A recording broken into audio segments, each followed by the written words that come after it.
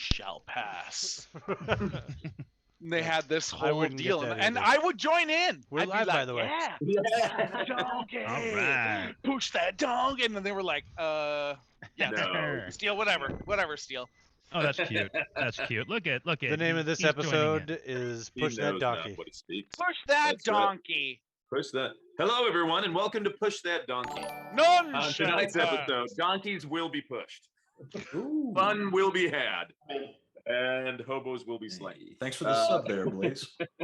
That's right. That's it. All we had to do was change the name to Push That Donkey. Boom. And we- immediate You subscribe. heard Push That Donkey instant sub, yeah. Blaze That's Blaze actually might be somebody I know. Who knows? It might Welcome, not be everybody. Blaze, it This might be- is it might be the Critical Blase. Fail. Well, we are the Critical Fail. And Who are you? you, all of you people, are we like to refer to you as our failures, because if you're Yes. watching us fail, we're all failing together. But You're gonna fail tonight's up. episode. That's right, better than failing alone. That's true. Tonight's episode is a continuation of Descent into Avernus, Dungeons and Dragons 5th edition adventure. If you're familiar with it, great. Then you can enjoy right along with us. If you're not, then welcome. It is like I said, a Dungeons and Dragons 5th edition adventure. We are a group of both veteran and novice role players. I think one of us did the math last week, and we have a combined 227 years of role-playing experience between us. So Thank you, if that- Courtney, for. yes, if that doesn't age any of us, boy. Yeah, thank you, Courtney, for your For pushing us over the edge. Yes, 1 yeah. year. The 0.5 years. That's what did it. I worked hard for that. At least we're not averaging, otherwise we'd be cursing her. My name is Mark. I'm the Dungeon Master here. And for those of you unfamiliar with Dungeons and Dragons at all, that just kind of means I am the lead God. storyteller of the group. You're the hot. I am God. He's the lead I am singer. the Almighty. No, I'm the one who kind of facilitates everything and tells the folks what's going on, and then the players. We're all themselves get backup to- course. Yeah, they get to really determine what the outcome is. It's kind of like a choose your own adventure. But again, my name is Mark, and then we will go through with just real quick introductions of the players, the characters they're playing, and if they want to put in a little bit of info about why they chose that character or what sort of Oh, you're opening they the had door about that. for Yeah. all sorts of nonsense. Again, now. we'll try to be as brief as we possibly can for those of you that have followed along. But let us start. I'm going to start with the person to my right, and she is the newest member of our group. Courtney, Who is why don't you it? tell Who is me it? who you are and your character and a little bit about yourself. I'm Courtney. I thought you were supposed Hi, to. Courtney. What's your hi? I am playing Elsa Elkin. I am a half-elf sorcerer, and Yeah, you are. named after the character that I understand truly because I watched Frozen always with her. So I am playing what I know, which is someone who does cold magic. That's right. And Anyhow, boy, does she let it go. I let it go almost every episode. This is really weird because I just saw like this thing that said that Elsa, the character Elsa, was actually based off of a real life porn actress. That's awesome. Porn? I Yeah, think and I they, saw and, they, that and they too. showed a picture of the porn actress and next to Elsa, and it like looked almost identical. You're like, whoa. I was like, huh, and she let it go too. Much to everyone's I mean, amusement. I don't and even know what enjoyment. to say after that. So I'm gonna Just hand like, it no over relation, no relation. to the one who loves to sing, Darius. Everyone returns to the coda. Oh, no.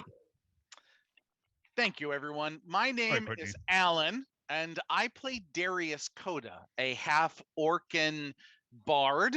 I chose to play him because I found this awesome picture which I'm going to display behind me after I finish talking. And it looked pretty boss. So I said, yeah, I think I could play him. Why are you speaking with an American accent? Because he asked me to explain why I chose to play it, and to say that in Darius's voice would be stupid, Greg. Now I'm speaking as Darius, you motherfucker.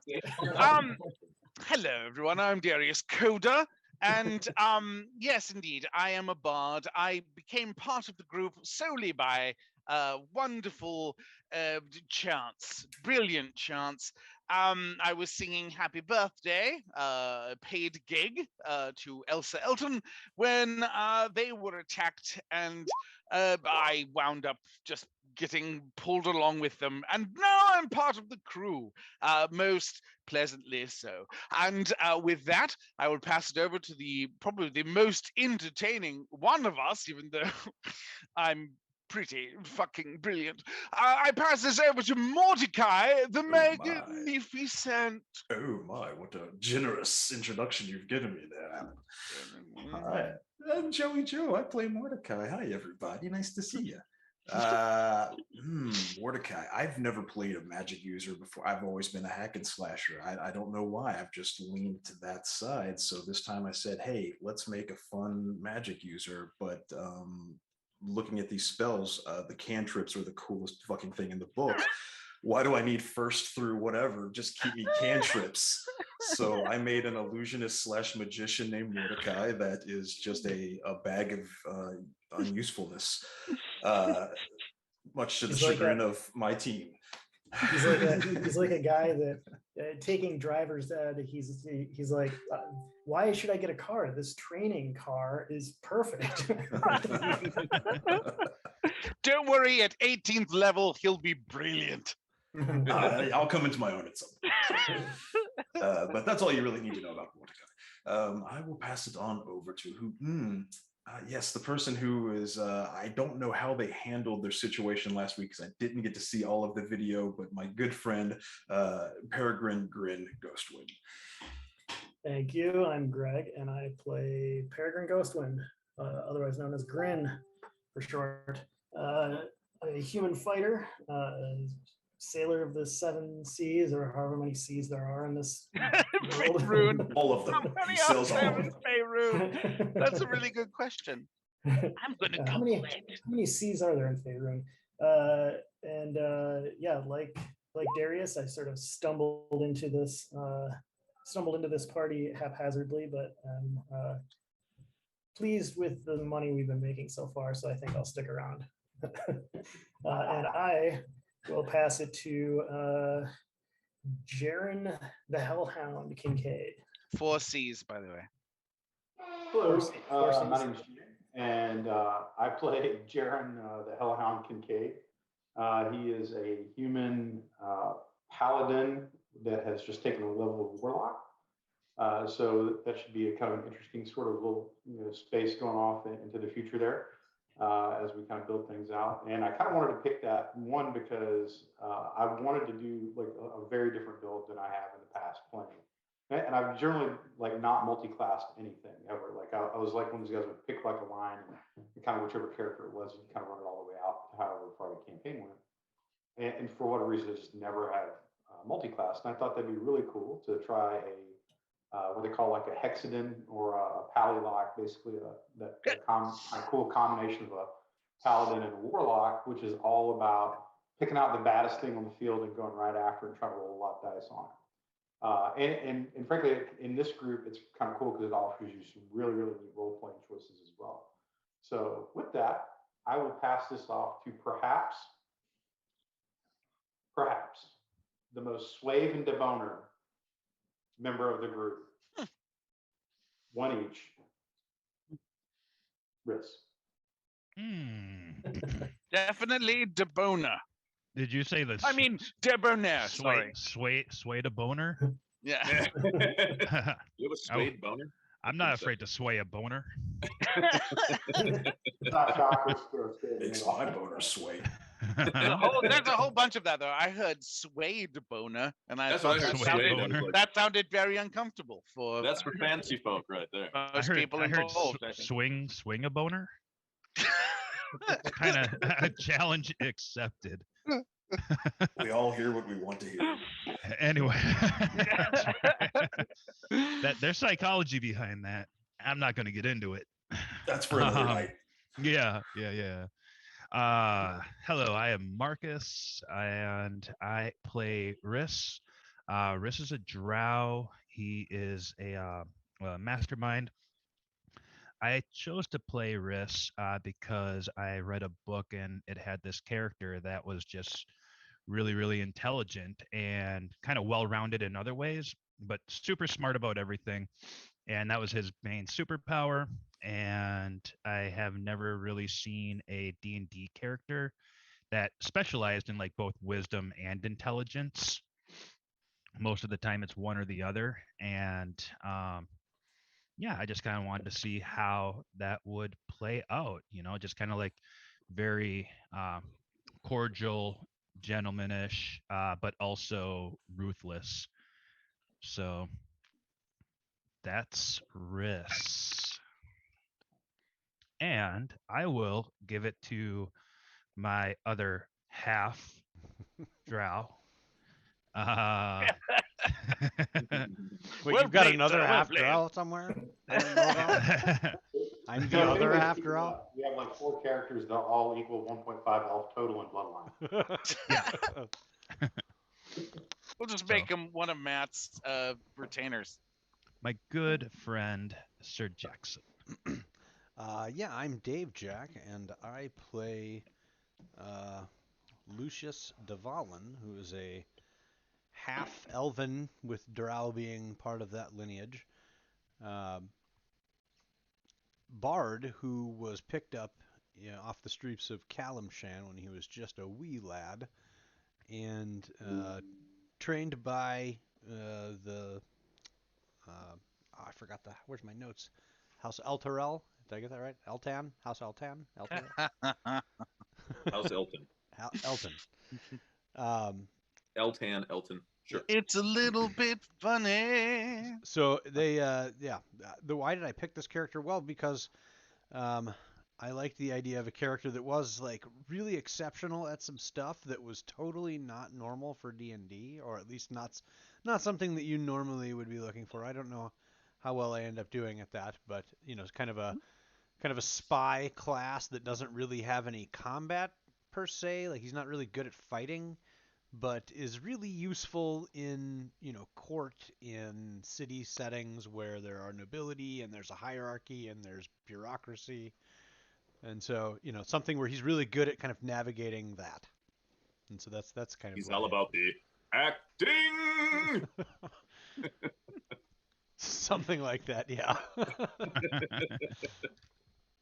I think that's it, right? Is there anybody else? I think that's everybody. Yeah. So again, There's also a cat. He's scared of water. There is a cat. That's right, which is why he's not here right now. We keep a squirt bottle nearby for him. He's but he might be making an appearance, hopefully, a little bit later in the evening. But so you can see, we have a group of some traditional type characters. We have some very non-traditional characters. I think a lot of us have been playing long enough where we've kind of done a lot of the sort of meta characters, and now we're all kind of itching to go off meta. 227 years of experience. Right? It's just like, okay, I've done this to death.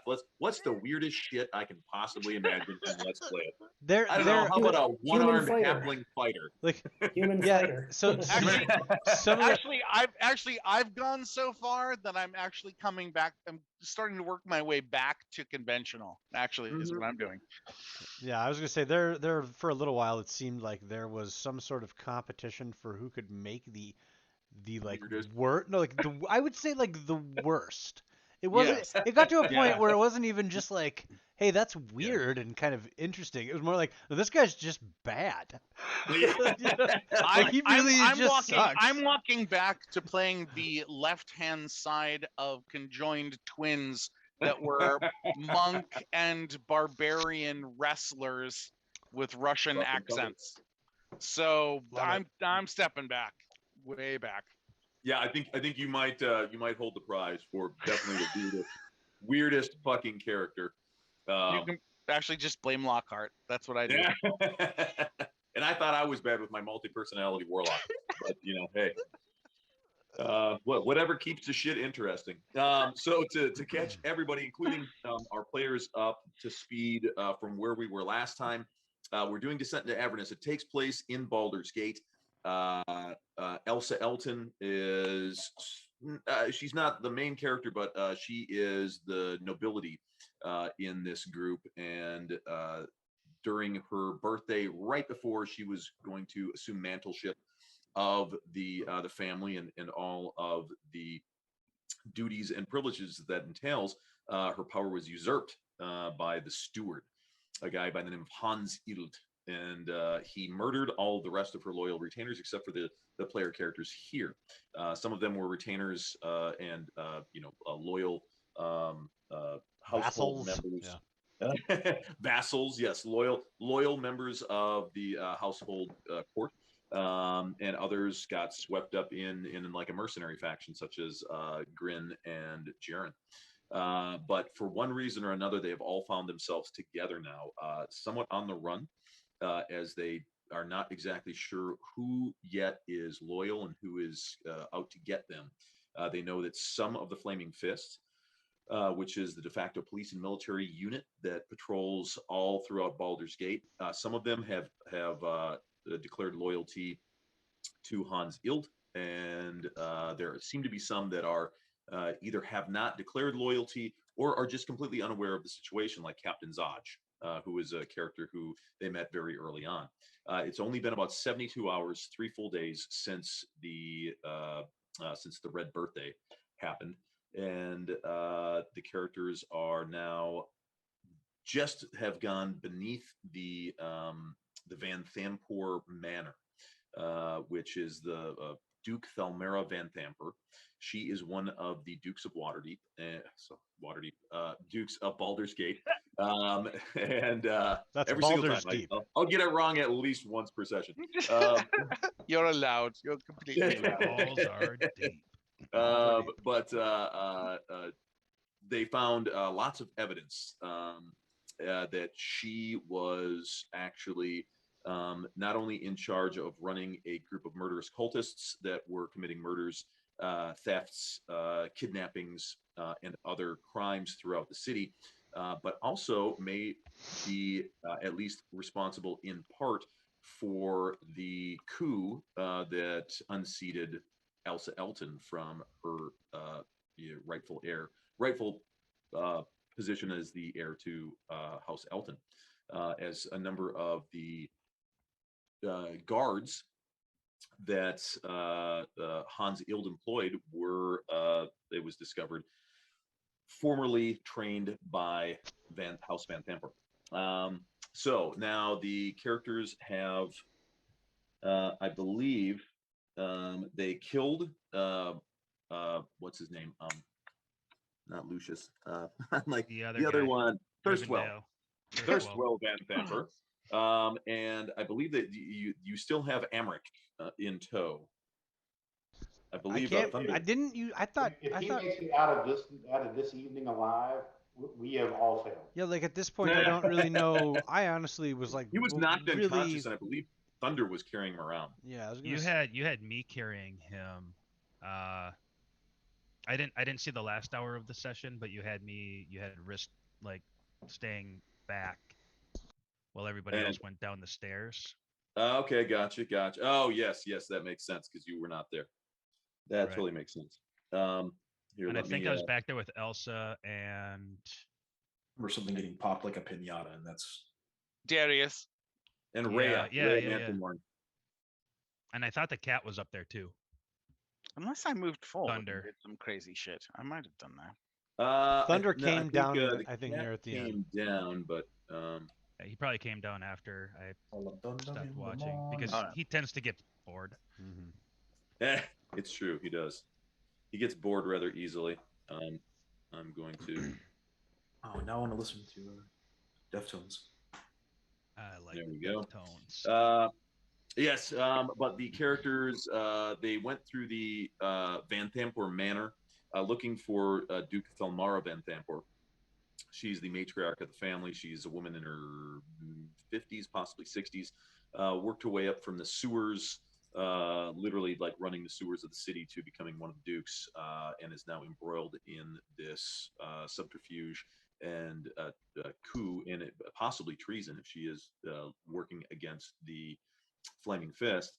But they were unable to find her. They did find a hidden passage leading underneath the Van Thamper village, and they have just descended in there. They arrived in a cellar described as 4 stone pillars brace the 10-foot high vaulted ceiling of this dry cellar, the walls of which are lined by a dozen barrels on wooden braces. Half the barrels have brass spigots tapped into them. The room also contains 2 stacks of wooden crates, one in the middle of the room and another by the south wall.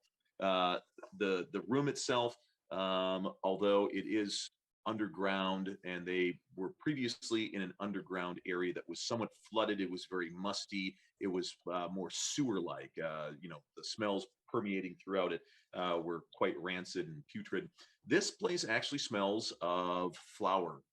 It smells of dried meats, salt, provisions, wine. This seems like this is a storage room for all sorts of goods and provisions. While they were investigating, out from the crates jumped a number of these vicious looking beasties. At least, I believe there were 2 of these. And then most recently, one more from the center jumped out that looks more like this. Slightly bigger. The first 2 were probably 3.5 to 4 feet tall, maybe 4.5 at the tallest, and the second one is more like a 6-foot tall beast.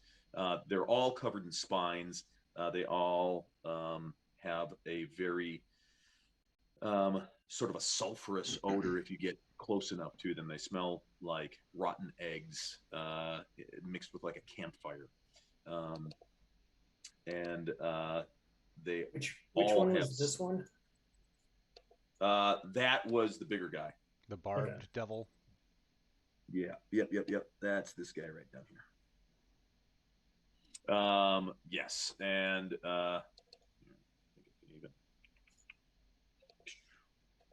okay, there we go. Now you should be able to see that. But there you go. Combat ensued. The demons and devils immediately ambush the characters, and right now we are in the midst of combat. It is Mordecai's turn. So Mordecai, you just recently you see this new demon burst forth from this barrel in a shower of splinters, and also it's like unleavened bread, almost like pita or something goes flying everywhere as this crate just explodes, and a burst of like flour goes up as well, covering the area. So it's almost like a bomb goes off, although it's a kind of like a bread bomb. And bursting forth from it is this crazy barbed spined devil standing 6 feet tall, 6.5 feet tall, with a huge long tail whipping about like Godzilla's tail. Then in the center of the room, you have these 3 demons, which 3 are or 2? smaller. Huh? One's dead, I thought, right? Oh yeah. Sorry, one is dead. Oh, Okay, I'm just looking making at. sure. Sorry, I was looking at the hit points for Thunder. Yeah, Okay. you have two here. Two. 2, and that is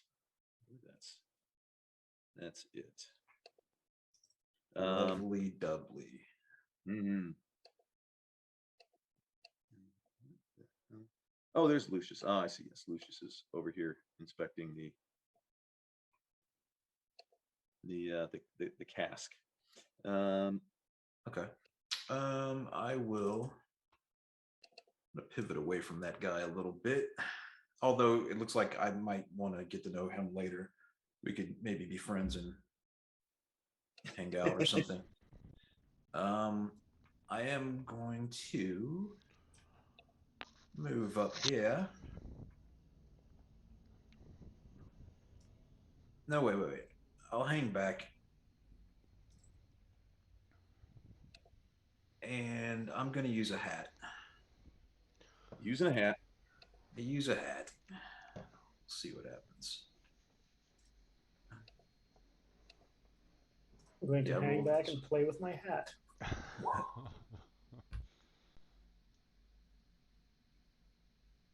Okay, so I got the, okay, I have to see if I get my spell first. So, yep. Pop the hat. Looks like I get it. And then I'm going to let her fly.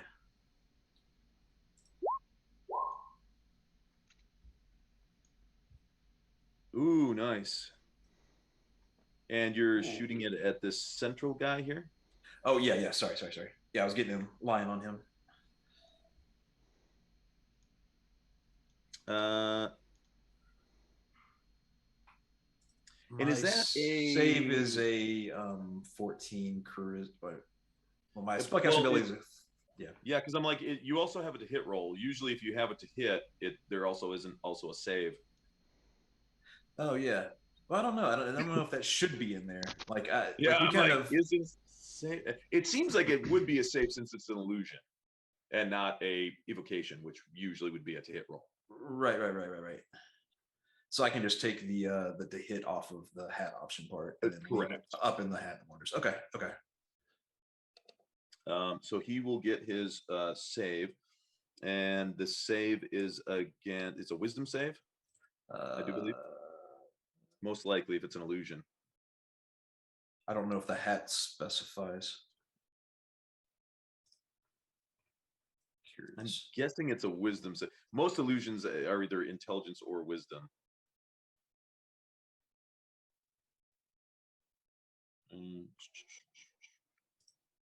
Yeah, it doesn't specify.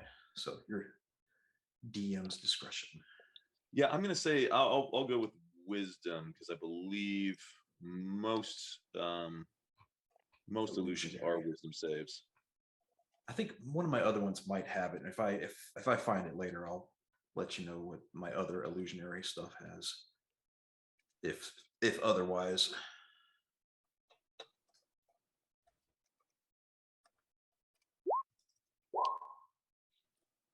Ooh. He seems to be very taken aback by this vicious and foul beastie with huge teeth, and it can jump about. And he takes 5 damage. And then one last thing, be quick after you do your thing. Any ally advantage on their next attack. So it's the next ally who takes an attack against that guy gets advantage. So. Beautiful. Then I will. It's advantage. Yeah, correct. Against this guy. And I'll quicken that for 2 points since it was an attack, not just a cantrip. Like we were talking about. Ah, yeah. So I'll pay the full price, and then I'll go and do the. It worked on the first guy, so we'll see if it works on the second guy. Screw it. I just don't want these things to touch me. I'm trying to keep away from them and keep them away from me as well. So we're gonna all float down here together. And you're levitating the same guy that you hit? Yes, correct. All right. And another spell save DC versus con. Let's see, what is his con save? Okay, there it is. Got it. Miss it. Miss it. Get away now. Get it away now.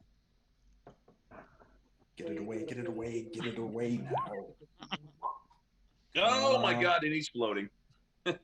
So not only did he get attacked by a rabbit, now he's floating in the air, and the rabbit, I would like to imagine, is just kind of hovering and spinning next to him. Just floating about. It's got big gnarly teeth. I'll look over at Thunder, whoever's next to him, like, get him. Get him. Okay, yeah, it looks like some people's turns got lost on the turn order. So far, I only have Mordecai, Grin, Lucius, and Jaren. I know. Weird.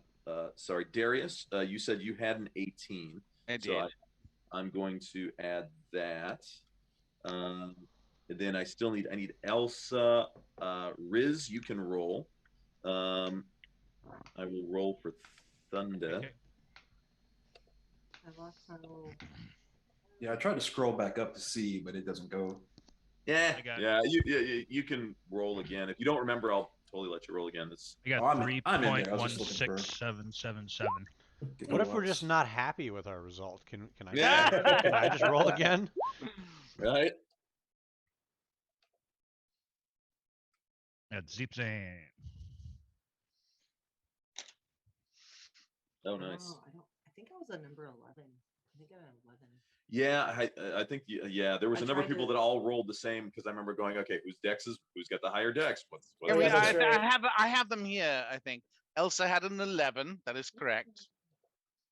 Who Okay. else? Thunder had a 9. Oh, okay. I have them at a 5 right now, so here that's an improvement. Even better. Uh-huh. I got Riz is at a 17. Is that? Yeah, I don't think you rode. I don't think you rode for him last time. So that's. Oh, that's right, because he was not. He was not there. So I Just believe chilling. that. Is that everyone? I I was believe reading so. those ledgers. Just went through Mordecai. So let's do Darius. Your turn, sir. You now see this 4.5 foot tall spined creature, immediately start floating, and it's like just hovering in the air, and it's flailing around haphazardly. This looks like this is not of its own volition. Honestly, I'm thinking it's probably a barbed devil or a barbed devil if I need the extra syllable. But I don't think I do at this point. I will cast a vicious mockery at the barbed devil creature. Going to cast vicious mockery. And I will say, it amazes all my sensibilities. I can barely pick up your stench. You appear to possess advanced sterility, overpowered in olfaction by a Baldur's Gate serving wench. Well, yeah. Whether he succeeds or not, get advantage for that because that truly was a vicious mockery. Well, thank you. Nice word with the olfaction in there. Thank you. Flex that vocab. I caught that. I caught that. You know, dummy. I'm all right. I'll get by. Don't do it. Don't do it. Oh, you bastard. All right. This is not good. Disadvantage though. Yeah, I've even had with the You know why? You know why? Yeah. Honestly, he didn't understand olfaction. He was like, "What?" And I'm like, "Oh, right. I'm too brainy. I gotta play. I have to play down next time." What kind of faction is an olfaction? Oh, it's an old one. But, like several years at least. 2. Oh, you've used an oxymoron. Oh, you shouldn't have said that. Oh, what a terrible quote from a brilliant movie. Yes. Oscar by Yeah. Sylvester Stallone. You are both an ox and a moron. You shouldn't have to call me that, Doc. You should not have called me that. I'm gonna be on him like spot. I'm gonna be on him like spots on a tiger. You mean stripes? I mean snaps. Oh my God, Mark! It just Dr. makes Cool. perfect sense that that's a movie that I quote often in that particular line, and that we would share that. Yes. That's both awesome and terrifying at the same time. Well, I am a fan of Dr. Poole. Dr. Poole. All right. Well, that was a very, very noble attempt. Thank you kindly. But he is thusly unmarked. Therefore, we shall go to Riz. Right. Riz, comes down the stairs with Amric Van Thampor still unconscious in tow. Okay. Sorry, it's a ladder. So where are the spine demon here? Where are the white women at? Which? Is it only one spine demon that we see in here? Right here? The one, there's a dead one right here, but then there's another one floating, basically floating along the ceiling, kind of bouncing. It definitely looks in an uncomfortable situation. I don't know. Hopefully you can see this guy right here. Yeah. Like the backside of a But then Volkswagen? right in front of you, there is this larger, about over 6 feet tall, 6.5 feet tall. Oh, fuck. Yeah, it is big, large, and in charge. Yeah, don't forget this guy. Yeah. Yeah, so it exploded, and as you come down the ladder, there's still this sort of a haze of this flower dust that's kind of sifting through the air and catching motes of light as it drifts downward. As this thing is now being covered with it, covering all these barbs and spikes, and you can see it do sort of a and like flames start coming out of its mouth. Is this the big Okay. guy? I see Jaren. Jaren is right near it. Is he focused and intent on it? Do you pat him on the shoulder? You got this, Jaren. Head back up the ladder. Good job, That's what Jaren. I'm wondering. You got this. I'm out. Yes, Jaren is definitely aware of said creature. Okay. Well, I will move into its threatened space. I'll drag this asshole over here. I'll drag him and drop him right here. Gotcha. And then I will make an attacks. Am I able to get up on the boxes like that? Do you want like some kind of a athletic or acrobatic roll or something like that? Let's see now. For something like that,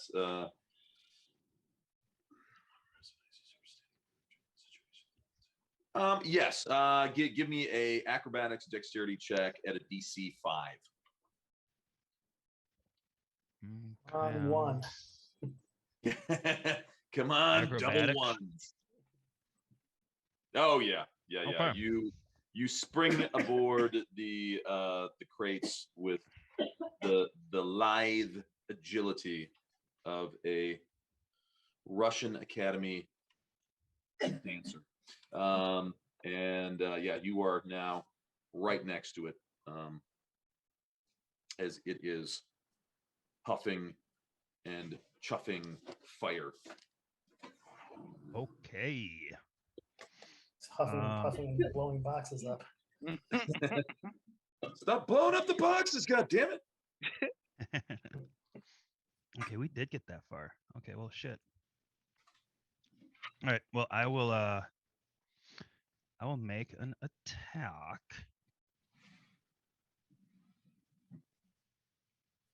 Let's see. I don't think I have that. And I will just look at him this. with my additional notes. I'll attack him with my rapier. Ooh, That nice. should hit. Damn. In the last 2 sessions, we've had so many 19s. Okay, so my sneak attack damage should be at 2d6. So We've had it more did roll 19s 1. than a ladies' night at a college bar. That's, just came Okay. up with that. It's horrible. So my regular yes. damage sucked. I rolled a 2 on it, so that got 4. And then there was an additional 9. Ooh, no, an additional 9. Yeah. Oh, for the sneak attack. Yeah. Snack attack. Yes. And actually, that's true because it has not attacked anybody yet. You don't quite have it in a flanking position. Jaren would need to be 1 square over, but since it has not acted yet, you do have sneak attack. Snack attack. I didn't think that it had to be like directly adjacent to cross. I thought. Oh yeah. anything- That's the way. Yeah, because the rules don't specifically actually have like flanking anymore. But in order to like get true flanking, I'm gonna say like, Unless you're a rogue. Yeah. No, even rogues need to be like, well, No, rogue's got So a it's like- specific it's- rule that it's says as 90 long as degree. there's one other person. oh, engaged. that's right. Yeah. Rogues. Yeah. Okay. Right. They're the only ones That's to get the away with that only nonsense. Yeah. As long as they're engaged with one other melee combatant, you get advantage. Other than that, like true flanking is going to be 180 degrees. But yeah, so you did an additional 9. Oh, so you could have gone with that corner. And then, would I think that There's no, that this guy is infernal, abysmal? You give me a knowledge check.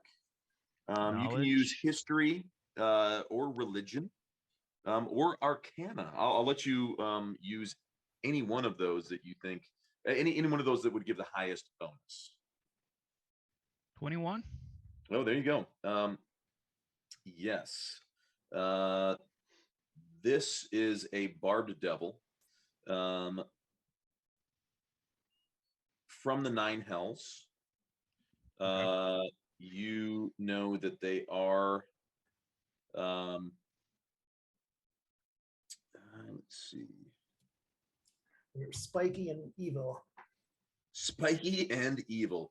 That They're sounds like both spiky and evil. You know that like most beings from the 9 hells, they are more more receptive. They are they are resistant to most things except for weapons that are silvered. So any weapon that has a silvered edge is going to do more damage to them.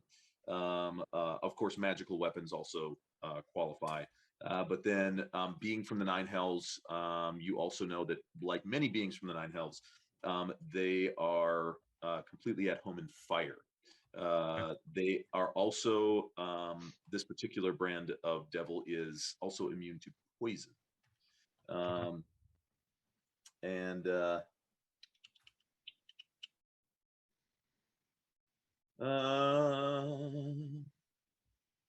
yeah, that pretty much. Is there anything that like really pisses them off or irritates them that I would know about? That's a good question. Just this noise. They hate Pull. this. It drives him crazy. Yeah. Yeah. Ding, Or ding, Bill ding, Murray ding, on the ding, piano. ding, ding, ding, ding, drives crazy. They hate Drives this. him crazy. Hey, I drop my pants down across my down to my ankles, and I look at it and yell, "Pudding!"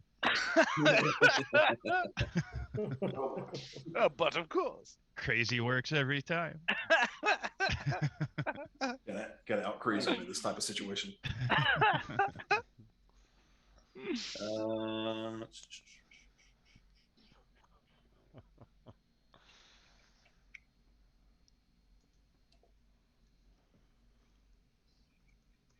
Let's see. Does anybody know what that was a reference to? What? Being caught in a precarious position, dropping your pants down to your ankles, and then yelling, "Pudding!" No idea. Don't think I know that one. You should, Alan. I should. Yeah. It is from a scene in Supernatural. Is it really? I think it was like season 4 when they were Oh. they posed as crazy so that they could get into an insane asylum because one of the old hunters was in an insane asylum and there was a Just ghost there. Tell me it was Dean. It was absolutely Dean. Of course it was Dean. It has So to be Dean and Sam are like in this area that is completely off limits. And this nurse walks in and busts them and she's like, "What are you guys doing in here?" And they're like looking at each other like, and he drops his pants and yells, "Pudding!" I have to watch that this evening And after the we're nurse done. is like, "Okay, come on, let's go back to your rooms." And Dean's like, "Crazy works every time." So I would say that you have a pretty decent grasp of the through your readings you have at least a decent grasp of the societal hierarchy of the 9 hells and the daemons that infest those layers, and it is an extremely hierarchical sort of pecking order. They're always striving to advance, and the one thing that they abhor worse than anything is demotion, because the goal is always to advance all the way to where you are the lord of like your domain, basically like a warlord. But a stronger warlord above you, if you do something to displease them, they can demote you down all the way to basically like a larva, basically a fucking maggot. Okay. And so a barb devil has advanced itself through promotion, at least a fair amount. But that's one thing that's always, for any of these creatures, and especially one that's gotten this far, the fear of demotion is going to be probably the most potent, fear and thing that would anger them. What would be a devil that would be like a rank or two above him? Ooh, You can make you know, something up if you don't want to take too much time on it. no, let's see. Pyrenees. I do have. What was that, Jay? In the Pyrenees. Aranese? Yeah. There would be that would definitely be one that would be above. I mean, always Pit fiend. I mean, that's yeah, like a pit big guy. fiends. Yeah. Pit fiends would absolutely Pit fiend? qualify. A pit fiend, Did yeah. you say an Aranese? Pyrenees. Mm-hmm. Uranese? Okay. In Infernal? Infernal. Mm-hmm. Infernal? Yeah, in Infernal, I will say look ahead of you. You see an Aranese in human form. He is here to take you down back into the hells where you will become no more than a little pathetic imp. Mm. And with that, I will give Jared the Hellhound advantage on his next attack. Ooh, nice. Which guy were you talking shit to? Which one was The that? guy that's in between both of us.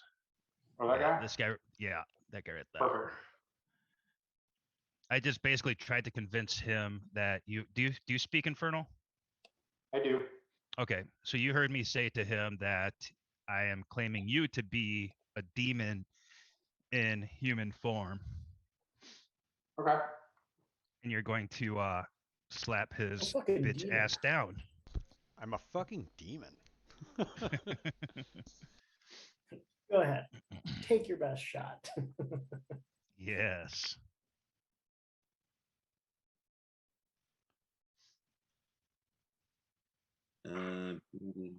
Barbed.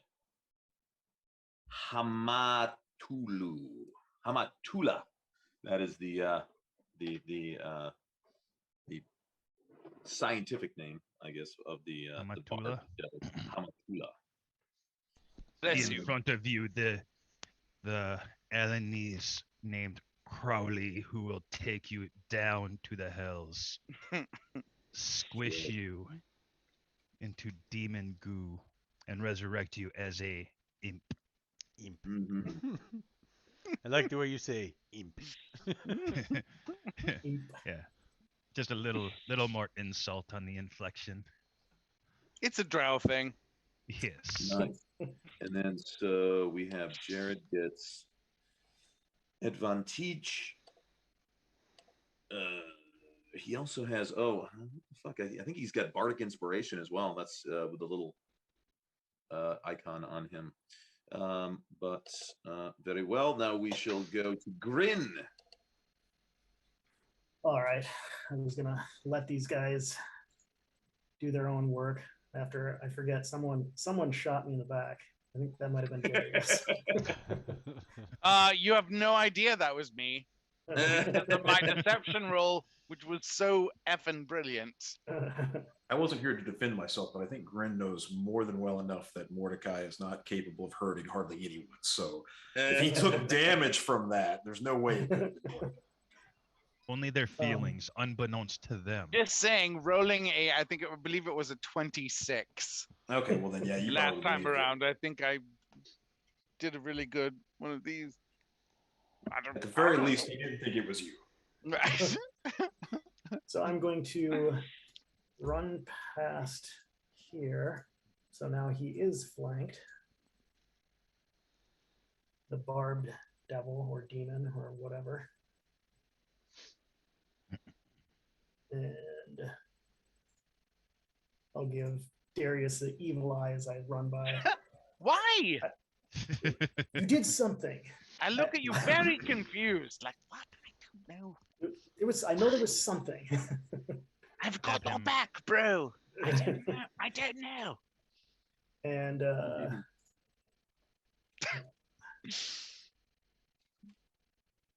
and then I'm gonna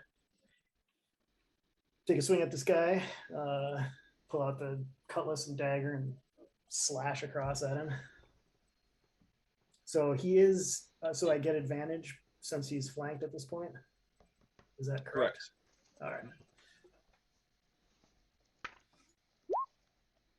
Good thing I took it. Right? Yes, the advantage. Good thing. 19 I'll help you. will hit. I'll be the reason that you are successful. And you do notice that your cutlass and your dagger, well, your 14 does not hit. It But bounces 22, off. but 22 does. Oh, 22 does. Yes. Yes. But both attacks, you feel like the hide on this creature is extremely resilient. It's like when you were training your swordsmanship, the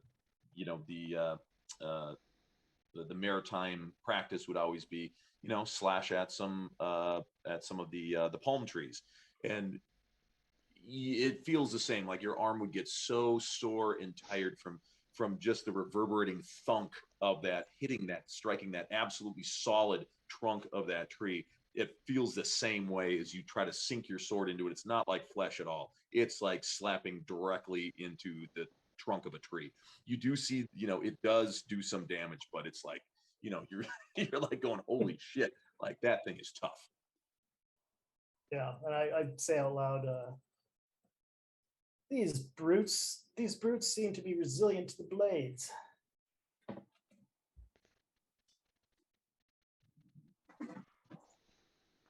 Then you can say, Mordecai, are they also resilient to bunnies? Bunnies, it must be bunnies. Say, Mr. Cabbage had no trouble at all. Bunnies ate my baby. Elsa, it is now your turn. Oh, I had it all. I would like to do the ice ray. Here's my plan, because I get, I think 4. Because I create 3 rays. Oh no, maybe it's after. But I feel like I get to add more at some point. You say it confidently enough, he will allow it. That's right. I get 7. He'll just be impressed. He's like, when I she's pass getting the hang of this now. Yes, a spell slot of 3rd level or higher. I'm 3rd level, right? Am I still fucking 2nd level? Yeah, 3rd level or higher. So you have Fourth your level. character. I know it is confusing. So you have your character level, but then you also have your spell slot level. So I only have 2nd. Wait. Yeah. So it's when it's in the 3rd level. Okay. 3rd spell So slot. I have 3 of these ice rays I can throw, and I'd like to start at throwing at the big guy, and go from there. See, it's been so long. Like I've been used to the whole weird, as far as casters go, your caster level versus your character level. That it again, like I'm so used to it and accustomed to it now, it doesn't even dawn on me. But I do remember back when we first started playing, we were so confused by looking at the spell charts. We thought a 1st level wizard only got 1 spell to cast the entire time he was at 1st level. He didn't get another spell that he could cast until he reached second level. So, and that's why I'm here, is to give a fresh look on the rules. And which is why I have an everlasting hatred for tensor exploding. Okay, my character sheet is. Oh, I was at the bio. Okay, so can I also do that extra spell that in case, so that way, because I have 3 different guys I can be shooting at, right? And I can reshoot on one if I use the twin. You're gonna use the twin spell. Your Elden Accuracy. no. The 4. There's 4 of them. 3 of them. Marksmanship. It's It's not marksmanship. No, it's the twin meta spell. magic points. Yeah, Twin but spell, twin there's spell. yes to do a quicken spell. Yeah, quicken spell. You do a quicken spell. You That's can't not do that when it's Nah. not. Use that. Yeah, you need to do with it. Go to your spells. It's a first level spell. It's target something. Fuck it. It's Oh, here we go. Oh, I didn't think that was it. yeah, it's True Strike. True strike. Oh, so by using one of my meta magic points, You'll you get automatically true get advantage. strike Mm-hmm. to get advantage to use. Okay, so however that works, and is But this you for the already bracket? have advantage on them though, don't you? Oh, I do. Well, on the floating guy, yes, but not on the big guy. I think she said she wanted to go after the big guy. Yeah, big guy first. Oh, okay. And then, do I have to do the bracket hashtag bracket? How do I roll? For which one? For True Strike, you can just go into your spells and click on the spell. But the spell is the 3 different ones, so I feel like that's what I did last time, which is what got us all into that bracket thing. Oh, right. So you tell me. So did you want to cast True Strike first or not? Yeah, because then that will allow me, if I miss one, I can redo it, right? Right. And I'm going after 3 guys, and I have 3 bolts, so it'd be nice to have an extra one. So whichever one I miss on first. Yeah. So let me. So click on your True Strike. Oh, fudge! Where was that? Okay. So True Strike says you extend your hand and point a finger at a target in range. Your magic grants you a brief insight into the target's defenses. On your next turn, you gain advantage on your first attack roll against the target. So, hit true strike, right? Okay, I did that. Oh, there you go. Fantastic. Awesome. So how do I roll for that, or do I have to? There is no roll. That it's just you automatically get. Okay. Subtract 1 meta magic point because you want to cast that as a quicken spell so that you can cast your other spell. Okay. So a lot of. And that goes on the core. I think it's 2 points for a first level. Oh no, it's a cantrip. True Strike is a cantrip. Okay. Oh, True Strike is a cantrip, huh? Okay. There's a reason I'm here. Nice. Yes. Okay. So from there, then I go back to the spells, and Yes. Click on. I feel like this is where we had to do the. Yeah, and then we'll have to roll. So you're literally want to do 1 attack against each. I want to start first roll, and then if it doesn't kill him, do the second roll Okay. towards him. I kind of want to Gotcha. read the room. Gotcha. And that's all the way at the bottom, and that is Ice Ray. So I click Ice Ray. Yep. Okay. Oh, cast at what level? You're casting at a first level spell, I do believe, or are you casting it using a second level spell? Oh, it only gives me a 2 and up. So 2. Oh, 2. There you go. And submit. Achoo. What is Ice Ray. Figures of ice Ray. hurled in a Pew, target pew. in range. You can hurl them at 1 target or several. Make a ranged spell attack for each ray, and a hit the target takes 2d6 ice damage. now I have to do the rolls. Yes. Oh, this is where we did the dice, and I did what dice was it? Well, you It's probably just a D20 plus 5 because it's your intelligence or wisdom plus your proficiency. Charisma because sorcerer. Charisma yeah. Yeah. Okay. So I roll a d20 plus your charisma. So this has for a range spell attack. 3, oh, I just hit the d20. So it might be like a 6. Let's see now for. I feel like the last time when we went up, then that was not the right way to go. So it's whatever the d20 rolls at plus 6. Is that what we? Your charisma. What's your charisma modifier? Plus 3 or 4? Oh, I got to go back to my thing. Hold on. I was already at It's an 18, so she's at a plus 4. So that's a +6. So a d20 +6 3 times. So we'll go by each roll so we can see what happens, right? Or do I have to do it 3 times in a row right now? And then depending on if they hit, you can roll that damage that's listed up there. Well, that's what I was thinking. If I get the first guy in the first time, then I'd rather shoot somewhere else. But if I'm not hitting him, I'd like to go after him until I do. Right, and so you have advantage because of your true strike. So I do just d20 at one. / roll d20 +6. Yeah, I really need to make a fucking macro. Oh, is this are we at the bracket part that? No, you can just do / roll. Let's where's your let me Or yeah, just make one really quick too. Hey, D&D. And where is this nice knife?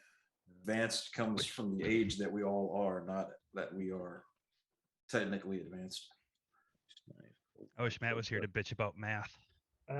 Right? You roll three d20s and you add 6, and that tells you if you're hit, and then you roll the d6 +4 to see how much damage, and then if you kill him, then you can switch targets. But then you roll a d20 +4, and if you hit, then you roll it twice. And if you get advantage, you take this. It's like Jesus Christ. I like that meme that says they got that student in school saying, "When in the world will I ever need to use trigonometry in real life?" And it says, "Okay, you're shooting an arrow at an enemy that is 30 feet away but is 20 feet up in the air. What is the Marcus. exact distance that you need to hit?" Marcus, you're funny and shit. A squared + B squared = C squared. I have to be funny because I don't know trigonometry. Never got there. 120 feet. Jesus Christ. I do have White Castle though. Right now you do? Uh-huh. Fresh or reheated? Right there, yeah. I got it for lunch, but I just didn't get like White Castle for lunch. I got 20 White Castles for lunch and later. God bless you. What'd that say in the bag about? $4, $5? Actually 20 White Castles with cheese cost $21.21. That's one. And then I'll do that again and then again. That's with tax. Yep. So the first one, yes, That's you $21 get too much. AC 18 or 8 damage.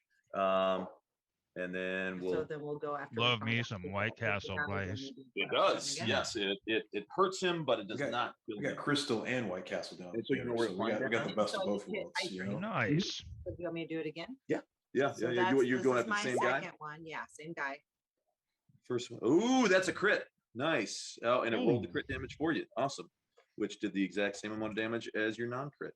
But that's cool. So he's still alive. He's still alive. Yeah. So then I'm gonna go for one more. Yeah. 17 hits for 8 Well more worth the damage. wait. Man. So yeah, you just did 24 points of damage. You froze his Wait, what nipples. the fuck? Why is it +/-1? Strength. For some reason, it's putting your strength score in there. Okay, so it does 3 more points of damage. So it does 9. Okay. Does that mean I did 9 on the other one as well? Yes. Have I killed him yet? Is he dead? Is he quite dead yet? No, he is not. Is he cold?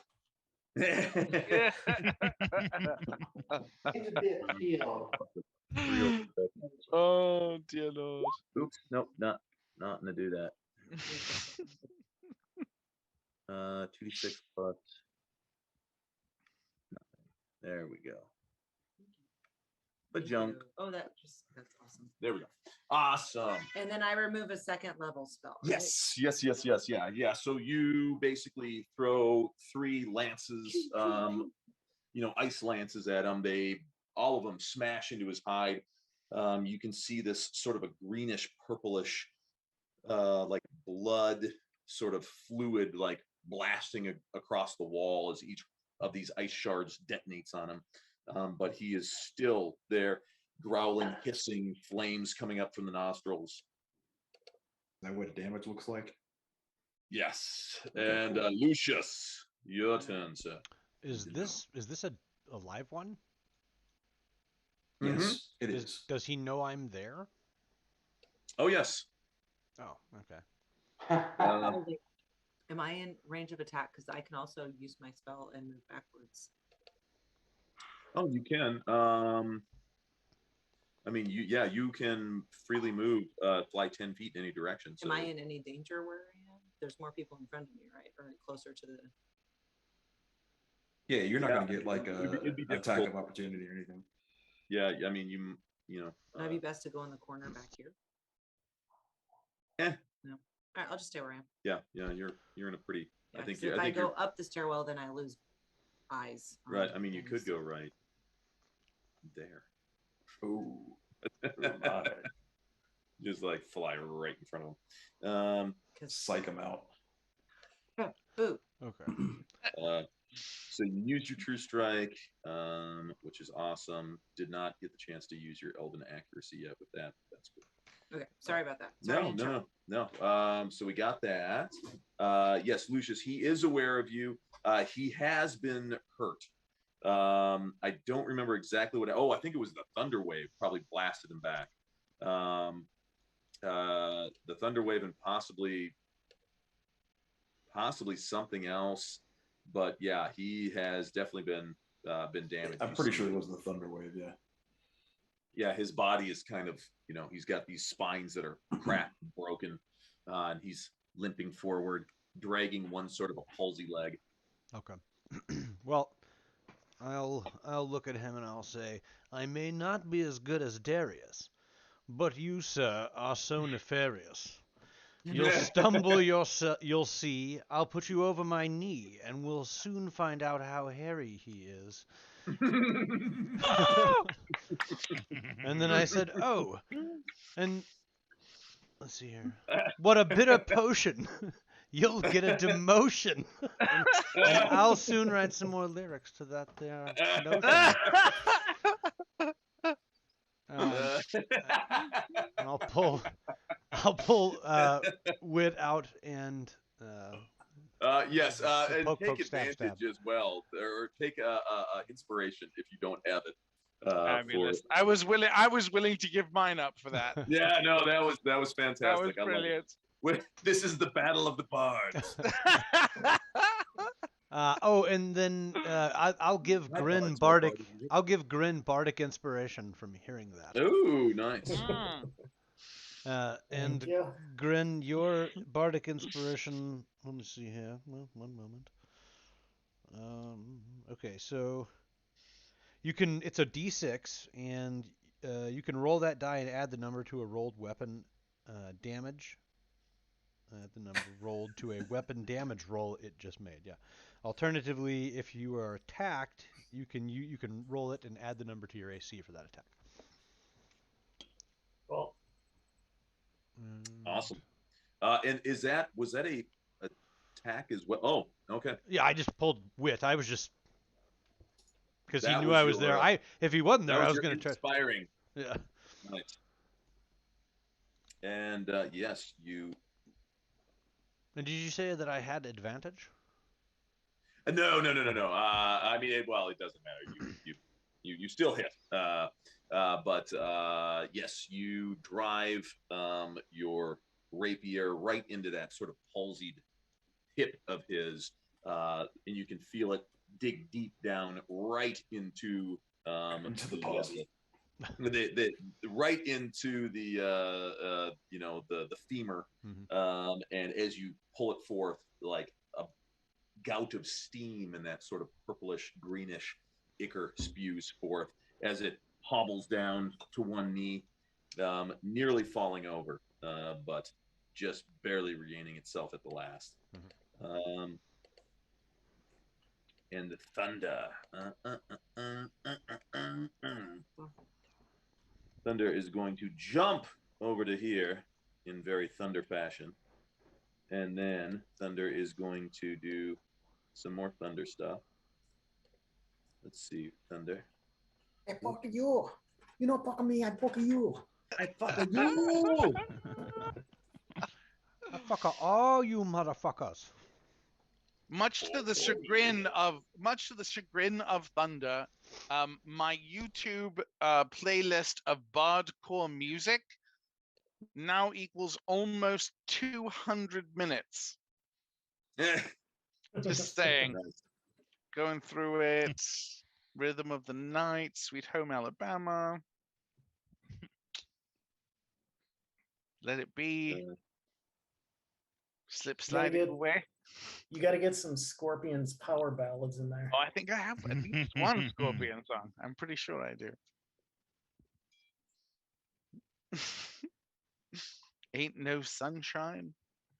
Tesla had some good power ballads too. Ooh, love song. Skid Row. Skid Row. Same.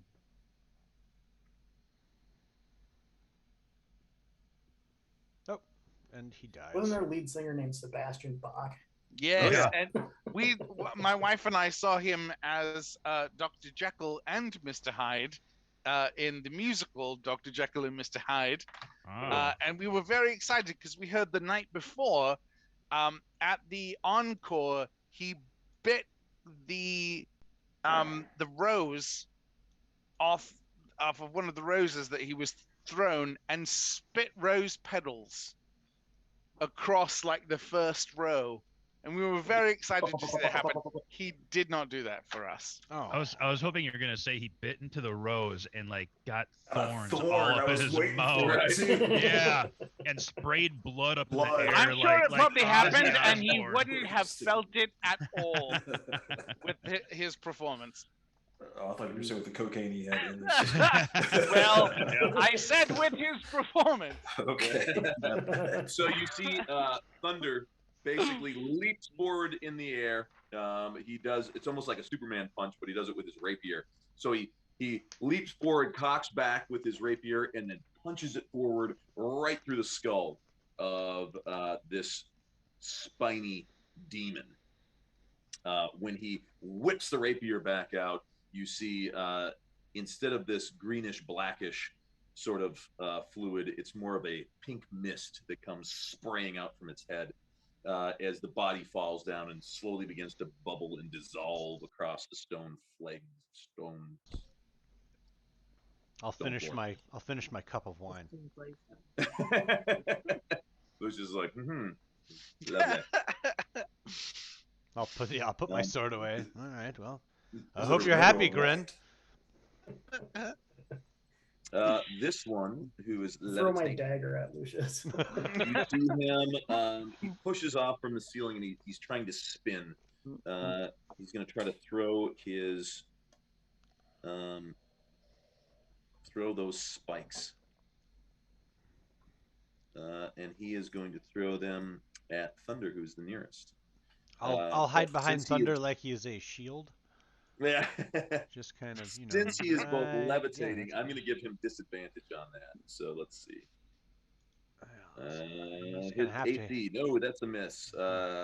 17 is a miss. So yes, no, yeah, you can hear it sounds like hailstones on a tin roof. As these spines are just pattering off of the full plate, resplendent, shining armor of Thunder in the morning, and you see him sort of give a cat-like grin in your direction, Lucius, as he turns around to face that thing.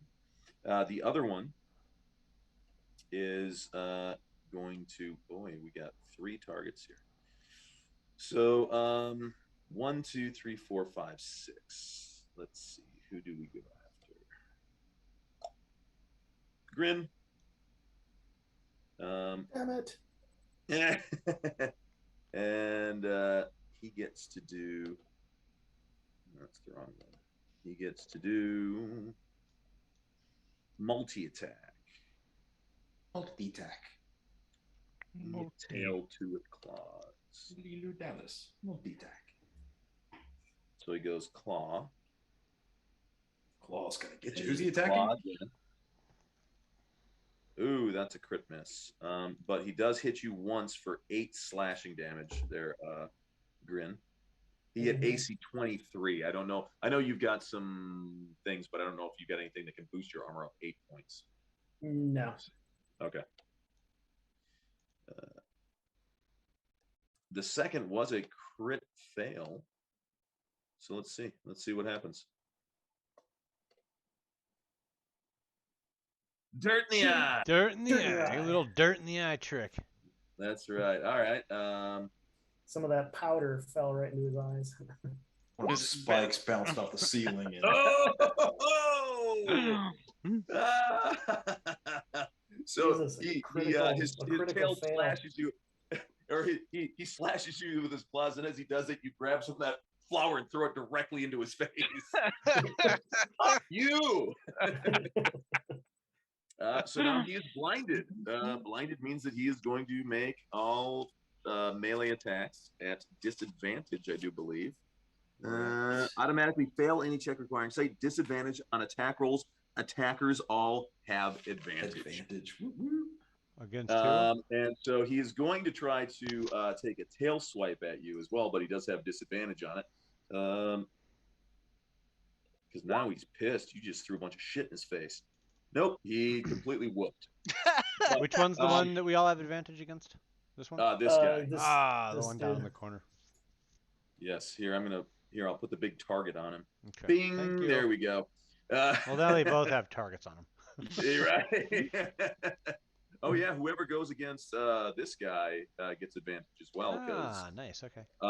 Because of somebody did The that. levitation? Gave advantage on it. He's floating. Oh, he's floating. Mordecai did something useful. I see. The bunny. Very good, gives Mordecai. advantage. Yes. So Mordecai yelled over to you, asking if it was a red or a white in the keg. Jesus. Now we are at the top of the order, Mr. Jaron Kincaid.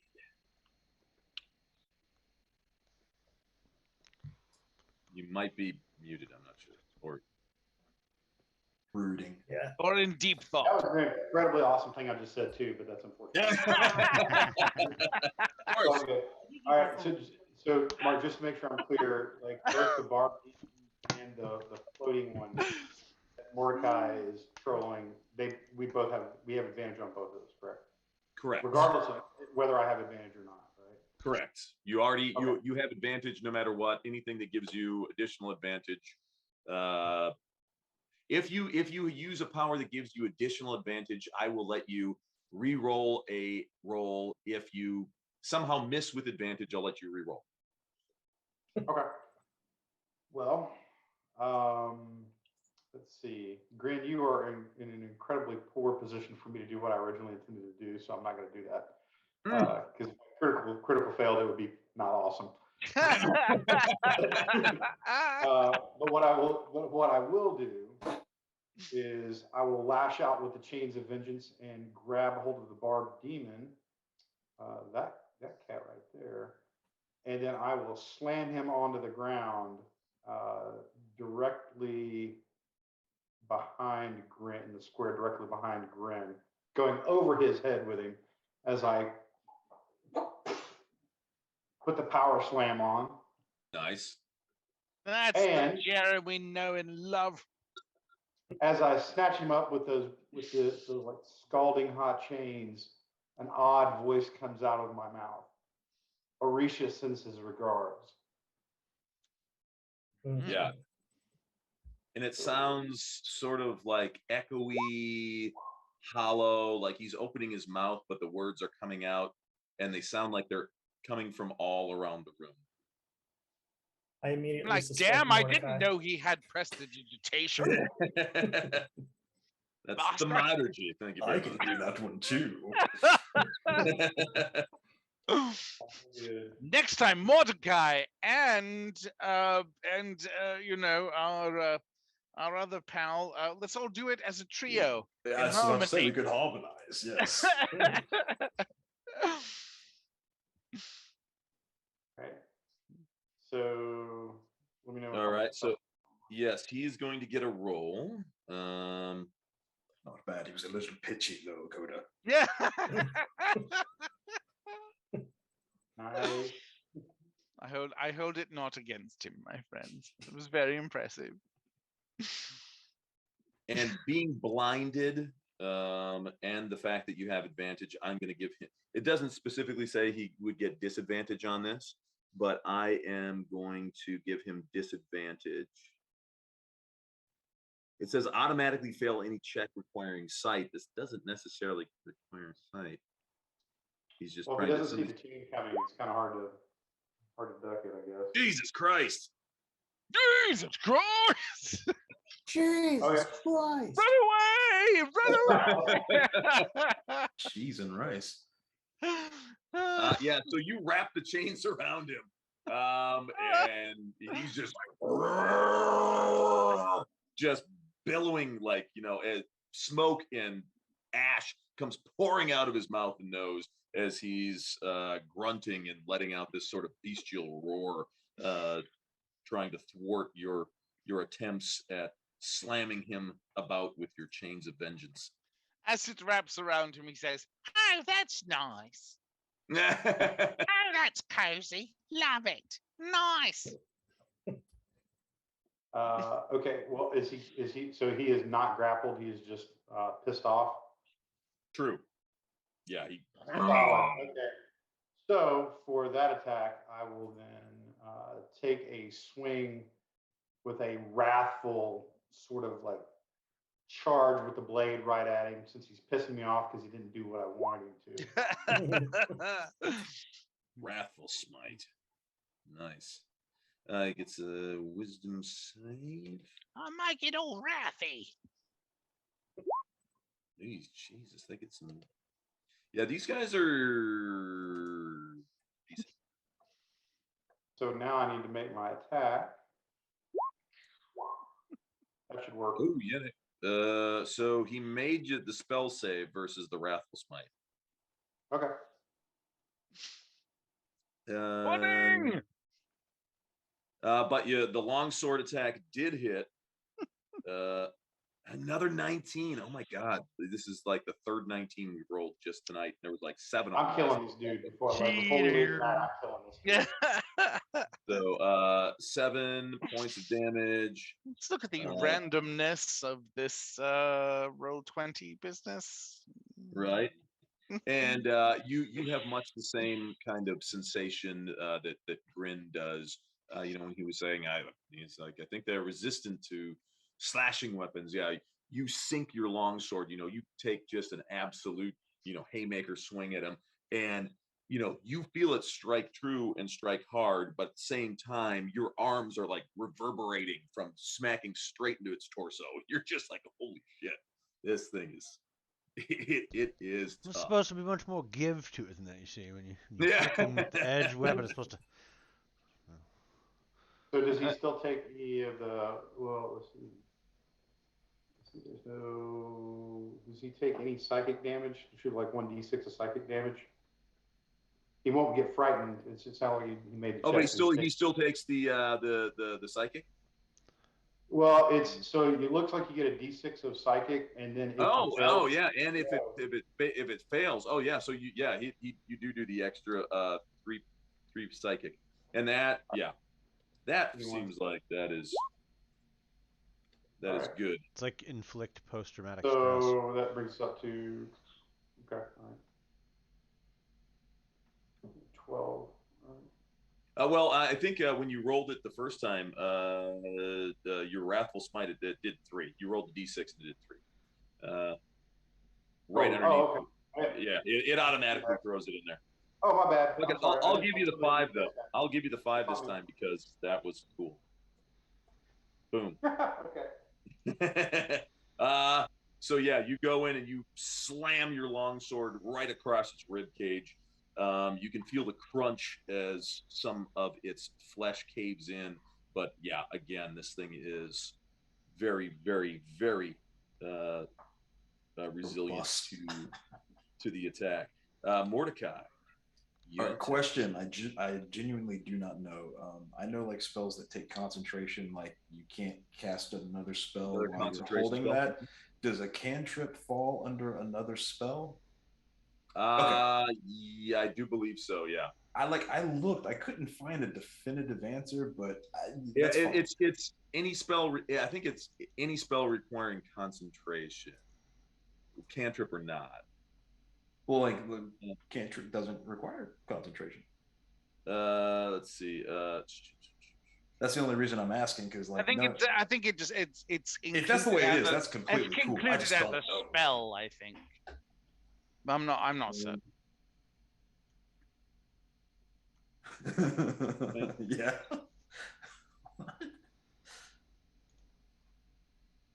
No, I think you can cast. You can still cast magic or attack with a weapon while concentrating. There are 3 listed effects in the rules that end a concentration spell.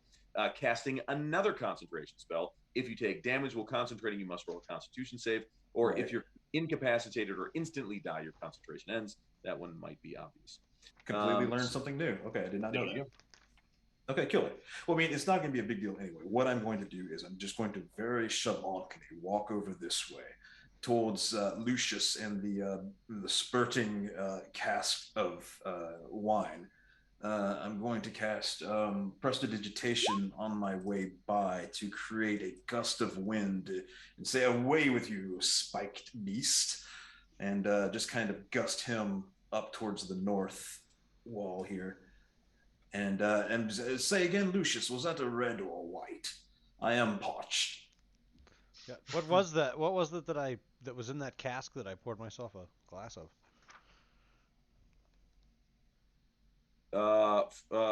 That was.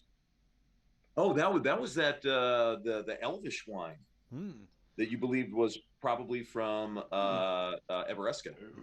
But what is that like a was that a some red sort of, wine is or it an a white? orange? Is it What an is arbor it? ale or what? It's That would be that. Oh, you see, it's an Everescan wine. It's an Everescan amber. Amber. Oh, delightful. Amber Yes, wine. I will if you don't mind. Oh, I do intend to have a second glass, for sure. And Mark, I'll gust push the floating guy just up, above me somewhere, up towards this broken barrel. Gotcha. There's a puff of wind to float him on over.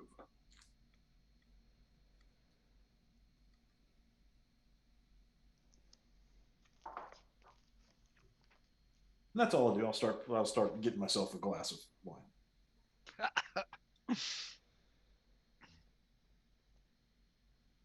And perhaps as I take my first sip, I go, Jaren, what the hell are you going on about?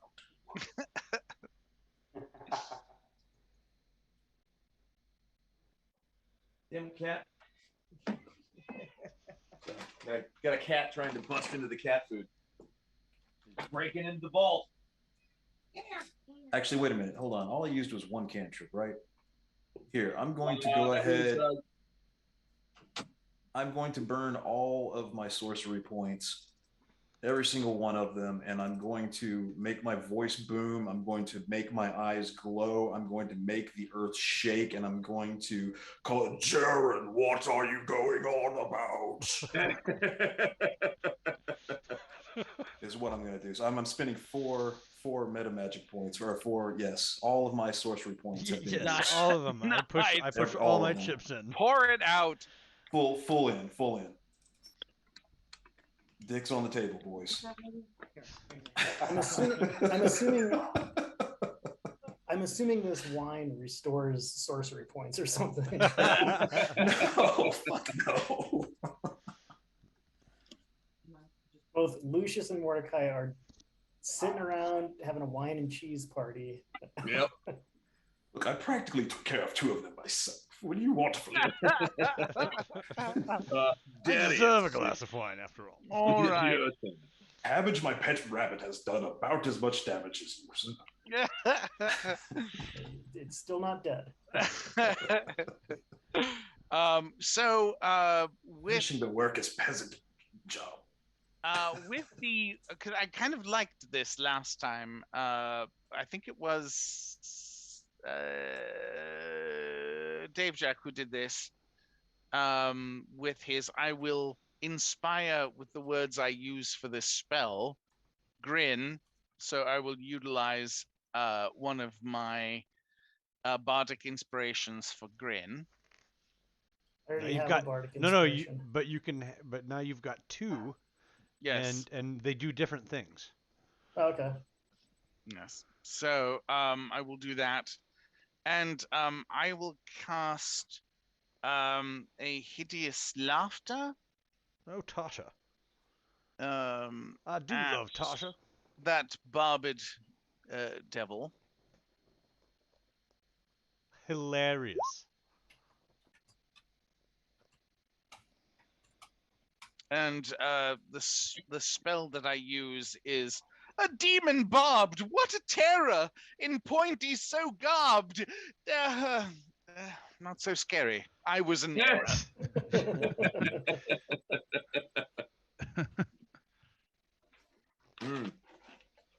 You can see within range perceives everything is hilariously funny. Falls in the pits of laughter. From a 16 on a wisdom save. Spell save DC. All right, so oh.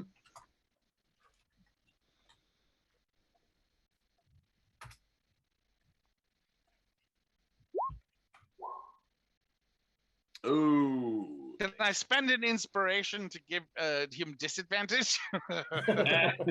Well, he automatically gains advantage because he is magic resistant.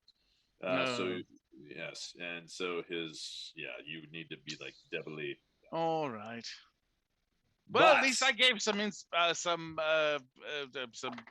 D6 to And I loved it. I loved your quip well enough. You already, I believe, have inspiration. So I do choose indeed. another member of the party to give inspiration to. Oh, dear Lord, I will grant it immediately to Elsa Elton. Mm-hmm. Oh, wait. So how do I add that to my thing? Thank you. Okay, You're so quite under character welcome, sheet, lady. go to your character sheet. Dungeon Master, how did you get to that camera so quickly? Ta-da! So confused. It's like he traveled in time and space. Mm-hmm. We will no longer call him DM. We will call him Doctor. You already have inspiration. So I can't have the double. Right. All right, then Elsa I will. already has inspiration. I guess I have to respectfully decline. Peregrine, do you have inspiration? I do not. You have it now. Ha-ha! Yay! Teamwork. Thank you. Thank you, good bard. You're quite welcome. You're inspired by the bardery, by the bard off. Hopefully, this will take any. Just a bit of the edge off, old boy. Any possible question that you had that I might have possibly hit you by accident. My deception was great, but my assistance is even greater. Just saying. You're back in my good graces. Completely confused. Like, are we in a fight? Is this a stand-up comedy bit? Like, are we friends now? What's happening? Half of us are drinking wine. The other half are still fighting. People are making jokes. I love you guys. I really love you guys. Is this a roast?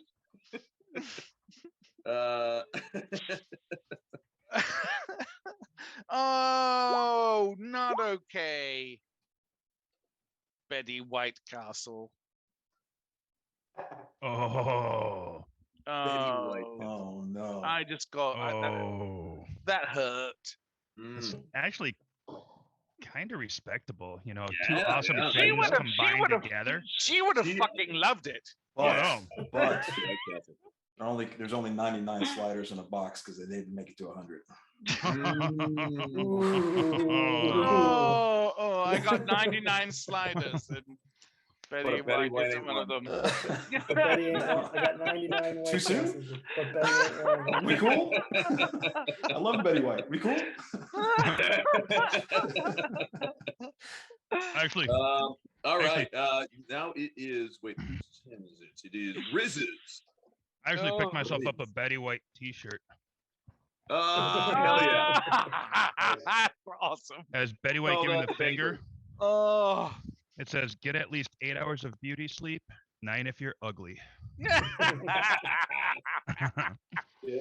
That's why I'm an insomniac. Oh, You you a hot, What? you a 12 hot hours a day? motherfucker. All right, I'm gonna put another stabby stab, Mhm. and let's see here. Here's the stabby stab. Oh, Bam! and you do have advantage because he is blind. Nice. All right. I mean, and you also have him flanked, but 14 is not going to hit, unfortunately. Why you have to say unfortunately like you care? Triumphantly, exuberantly. Yes. And then Neferno, I'll say, know your role. Do as your master demands, and give Jaren advantage again. Oh, nice. The help. The bard off. Wasting away again in Barteritaville. Wow, Grid, your turn. All right. Oh, we already have advantage against this guy, and I have bardic advantage and inspiration. I really want to kill this guy. All right, so I'll take advantage of the fact that he's blind and take another swipe at him. I'll take advantage with the advantage that I have. More advantages. So 23 should do it. 23 So you hits. can roll a d6 and add that to your damage is what you can do with mine. Correct. Oh, I can? Okay, Yeah. cool. Yes.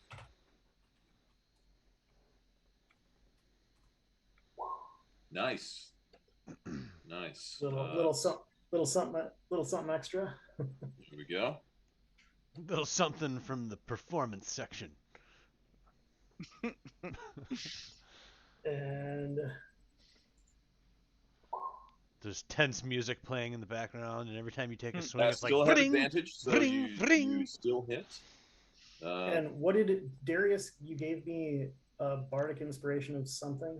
Yes, a What- bardic inspiration and an inspiration point. Right. And what does your bardic inspiration do? It's a D6. Oh, But what can you add it to? I think that the regular one is where'd it go? Okay. Creature can roll the die and add it to a one ability check attack roll. So you can use his two on your 2 hit and mine on damage or saving throws. oh, so it's different. Oh, that's kind of cool. Mhm. Okay, I'll save it. So Nice. Yeah. Here we go. Yeah, so you still have. I think, Alan, You'll do unless yours is you have something special. other No, than I most think of I think it's similar. Let me just double check. I just have the combat because I went with the College of Valor. yeah, I'm still hacking away at this guy. It's resistant to blades. Elsa, blast this thing again. Princess, Got your back. we could use some of that bang bang here. Some of the old. Elsa. Yeah, I had Greg, just a heads up. It's add the D6 to ability check, attack roll, or saving throw.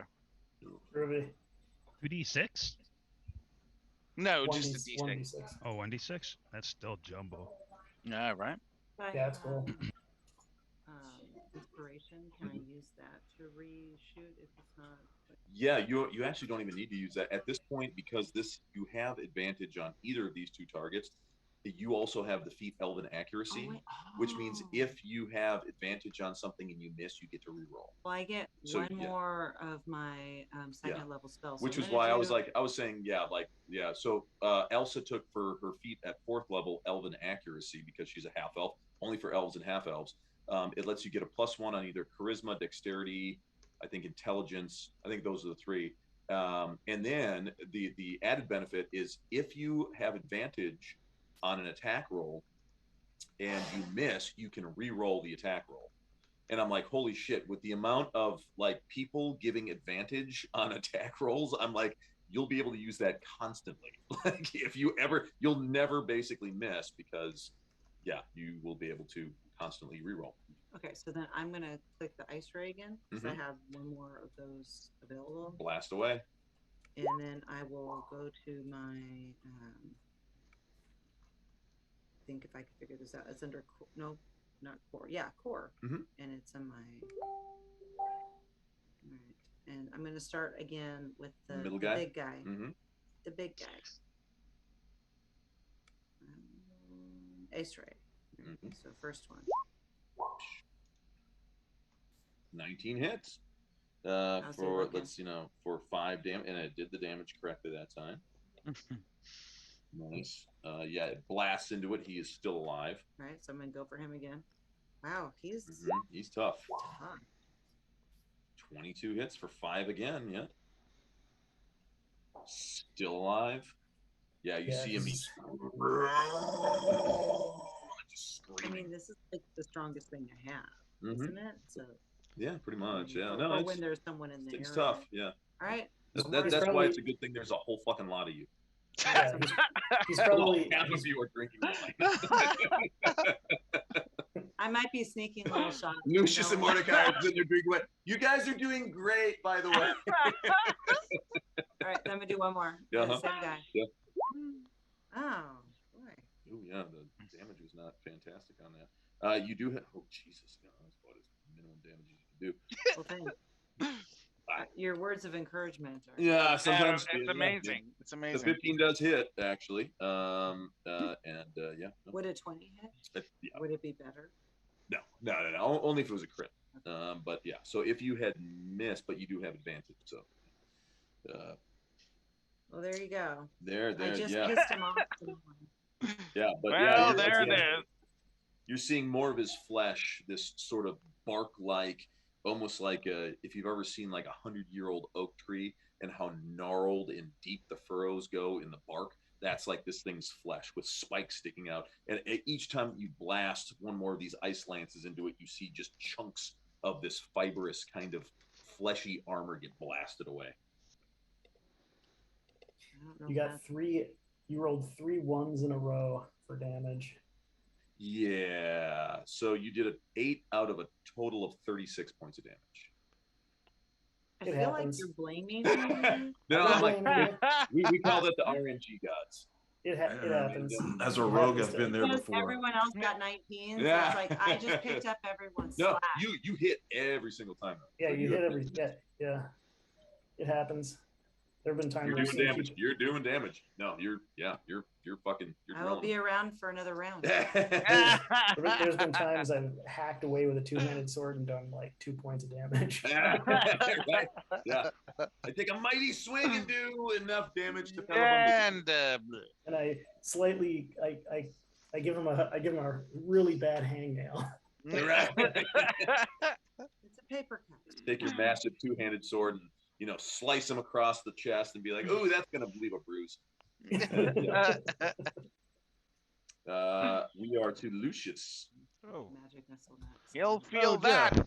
baby. I'll quickly pull my cup away from the spigot, drink half of it in one swallow, pull wit back out of its scabbard, and I'll say, "Now, see here, Grin, I'll drink to your win. I'll give that one a spin, maybe grab him by the shin."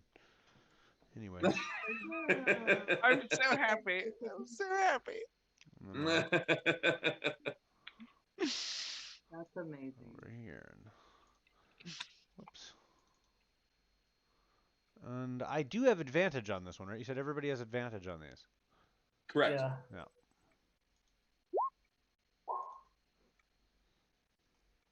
14 hits. Oh, that's good.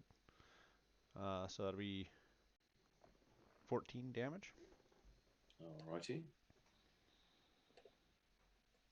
We've had advantage on this guy since we started playing tonight, but you and Mordecai have been more interested in drinking wine than it. Hey, Mordecai and I have taken down one between the two of us. The rest of you one. can't say the same. It's not that I don't want to attack him more. It's that I don't have any more offensive capabilities. Yeah, I can stab once around. Doink, I do it.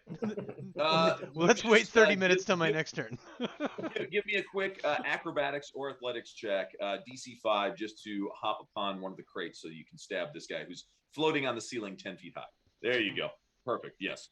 So you jump up and do a spinning pirouette and stab him like the floating pinata as he is, but instead of raining down candy, he rains down this blackish, purplish, foul ichor that smells of rotten eggs and Ew, Ica. sizzles and smokes on the ground wherever it strikes. He is still floating, very, very pissed off. And then, Grin, you can take another bardic inspiration dice. Cool. I'm full of bardic inspirations. As long as you keep using them, I can keep giving them to you. I can keep using them.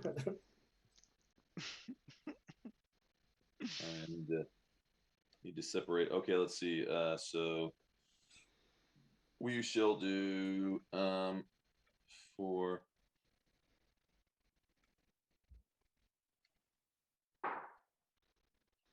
Cool. I believe so. There we go. So the one that does the to hit's going to have the sword, and the one that can do the extra damage is going to be the buffed up dude. All right. Thundercat goes jumping at the spinning demon in the air with a malicious Thunder, thunder, thunder, thunder, cats. Erp. No, it doesn't look like that's going to do great. Meow mix, come on. Yes, he takes a leap and a swing, but instead of piercing the hide, it bounces off, and then you just see the demon kind of spinning around now. Dun, dun,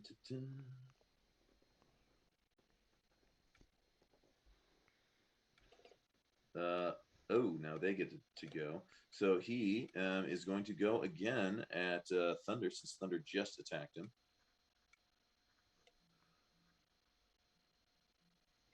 Throwing spines at Thunder. Ooh, one actually hit for a crit. For 8 damage. On who? Thunder.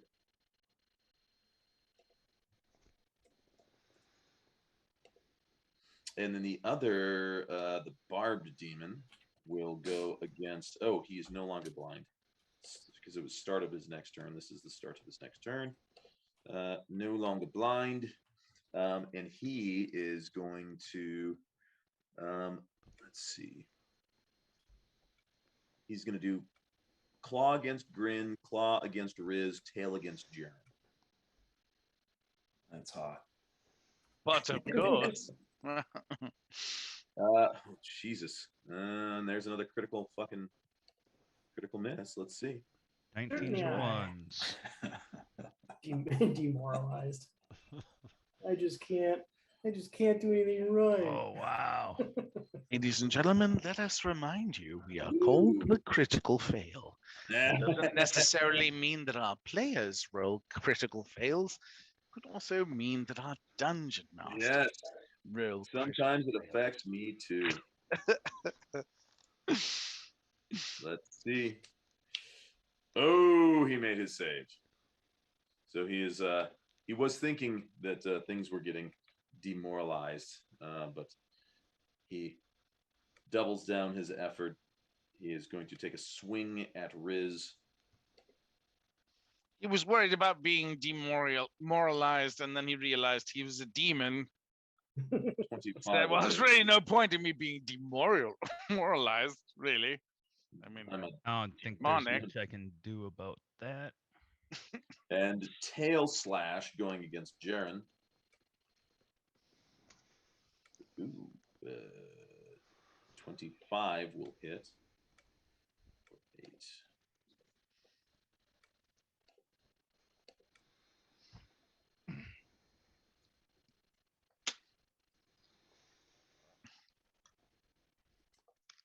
Thunder, thunder, thunder, thunder.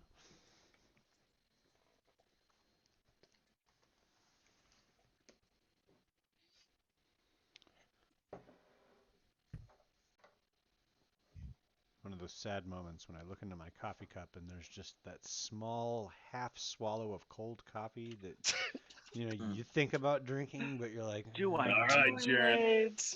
I don't know. Okay.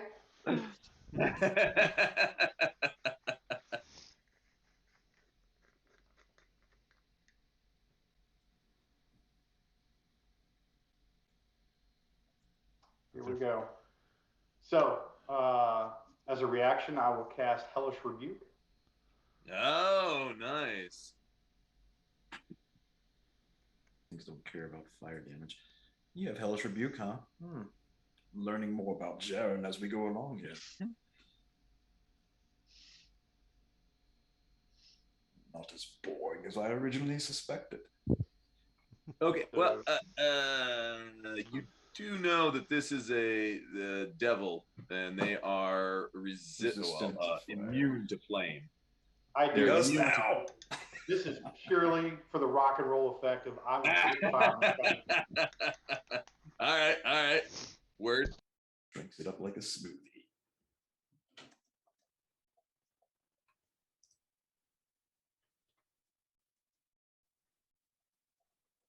And let's see.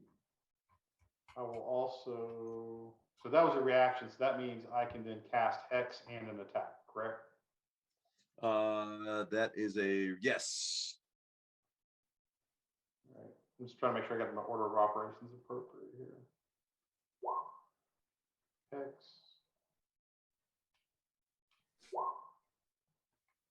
All right. So that should, so a Hellish Rebuke, you probably will laugh that one off. And then cast Hex, and then strike with the sword.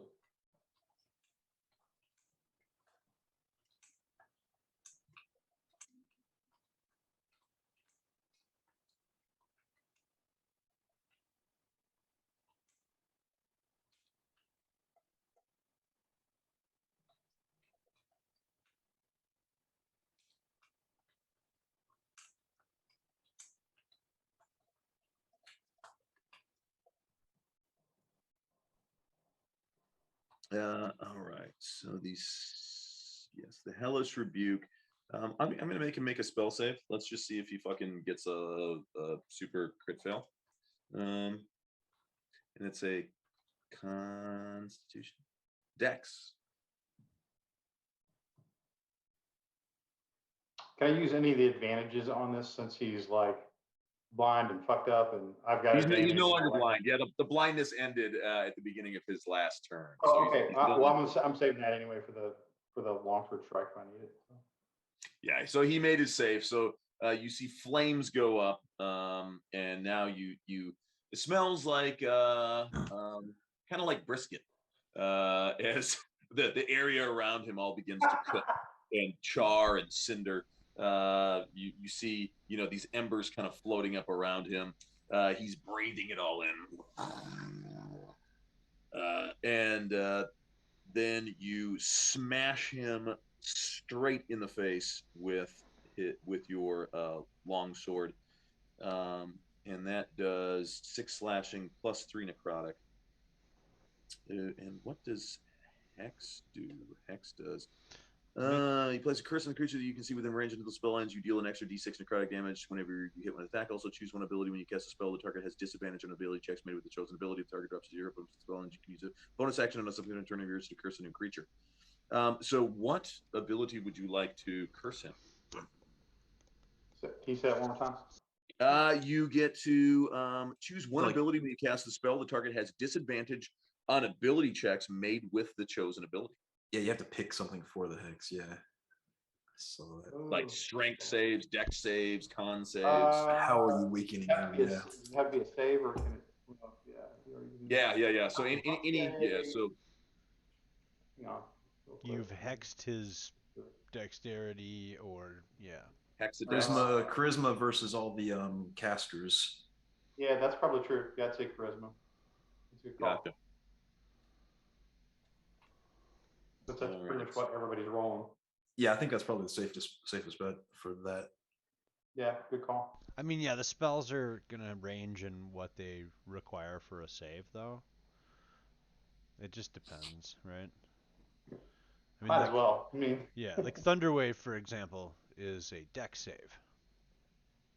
Somebody used an ability that was a con save just a minute ago. Oh, so are we going for Dex, or are we going for Charisma, or what?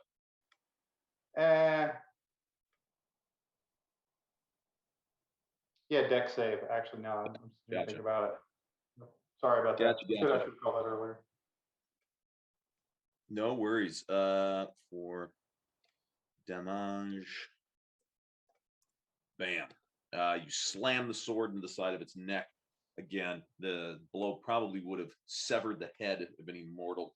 However, it just cuts a big chunk of that bark-like skin off of its neck and bends one of its spines. Mordecai.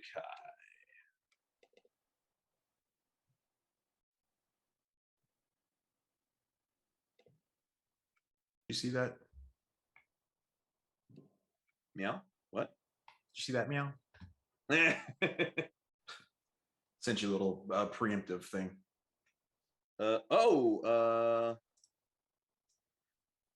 going to fill up my glass and I'm going to start casually again, walking over here, looking at Jaren, and I'm going to say, name yourself, fiend. Who is it in there that's occupying Jaren at the moment? Are you a friend or a foe of his?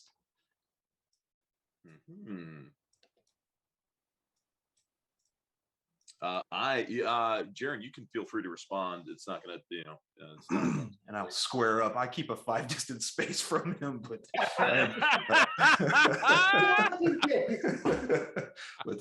yes, I am addressing the other entity, not Jaren.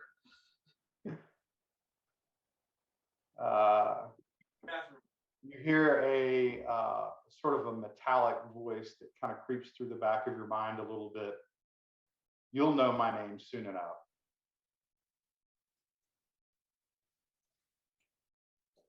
It's not off-putting at all. Roll for P. Roll for P. How much P drizzles? Yes. yeah. The saving throw is on a spectrum. Roll you a will D. P. Roll a D12 for direction. I tried to say something earlier, and all of a sudden, Bryn's worried.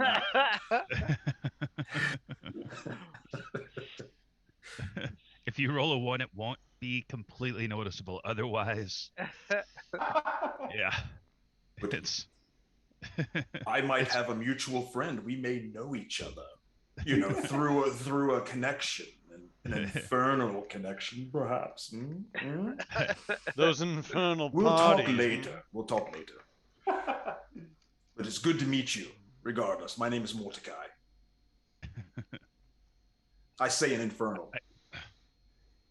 I could see Darius being the Billy Madison, like after UP, like Darius showing up. He goes, yeah. With his own pants pissed. It's not scared. Didn't fail anything. Really just a smiling nod at this moment. yeah, probably. Yeah. Nod the head, smile, and piss. And back. Oh, it's going to be like that, I see.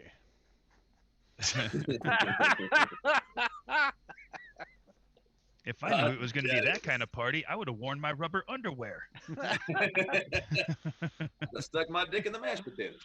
All right, let's do this. I would have put the mashed potatoes in my rubber underwear. Yes, Darius, your turn, sir. Indeed. You have one demon still floating on the ceiling. Demon on the ceiling. And another down in the corner being beset upon by 3 of your comrades. Oh, what a feeling when there's demons on the ceiling. Yes. More than a By Demon Richie. Yeah. That really is actually. I am going to move in here. And I'm going to take a swing at that crazy bastard.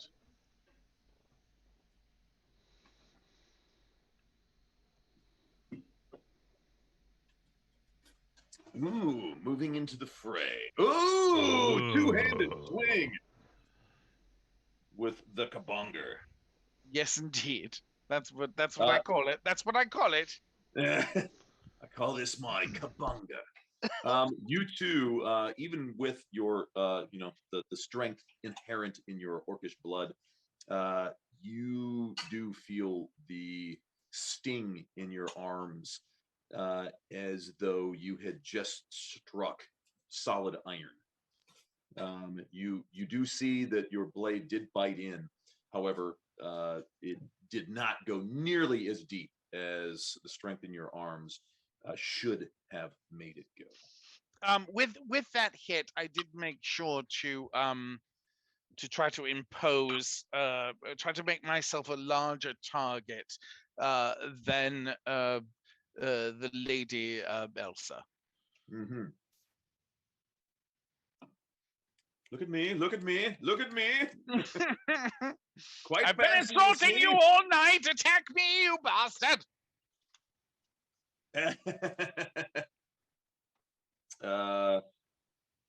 Now we are to Riz. Okay. Bam. 12. But you do have an advantage because you have him flanketed. So I'm gonna flip 21. that 12 around. Yeah.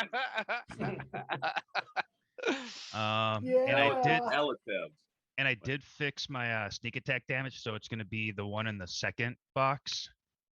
Okay. So nice. Perfect. My regular damage is the 1d8 plus 2. And then the other one, if you look at it, it says 2d6. So whenever I have sneak attack, it's always going to show the sneak attack, but it's only when I have sneak attack that it applies. Awesome, fantastic. So no, that's total awesome, total of 13 damage. Mm-hmm. And I will say, imp, see your flaming master before you kneel. The flaming master is Jaren.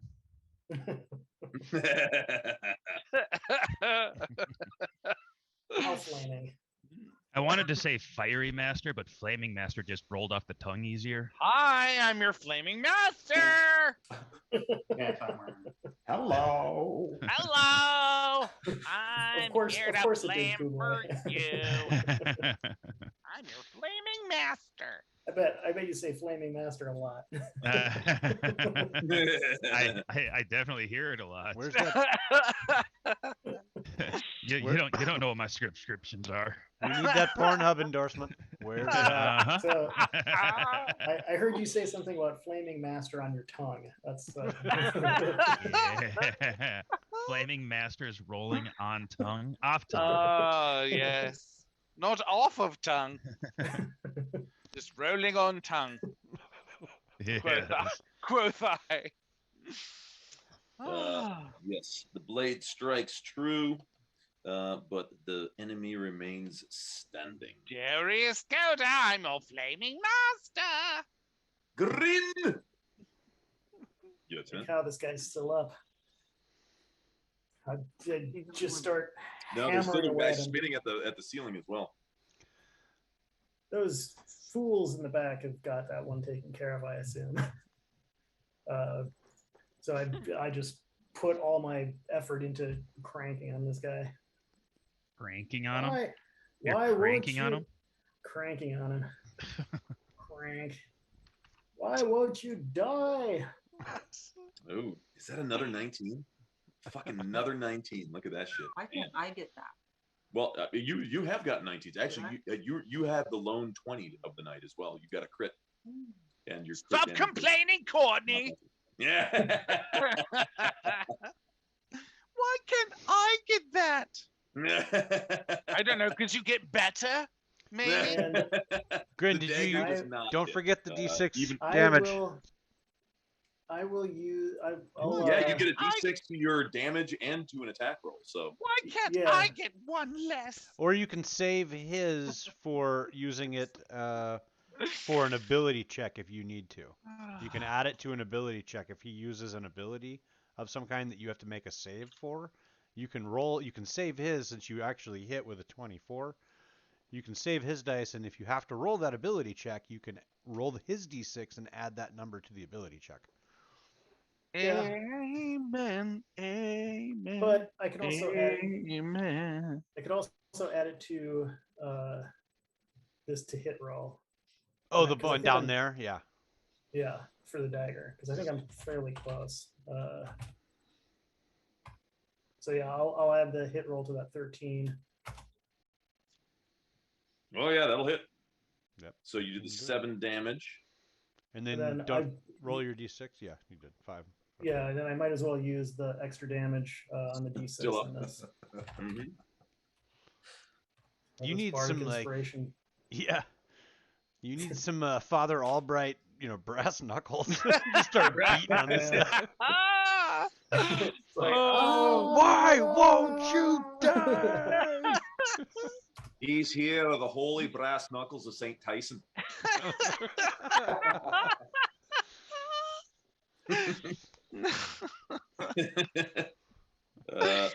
uh, That's awesome.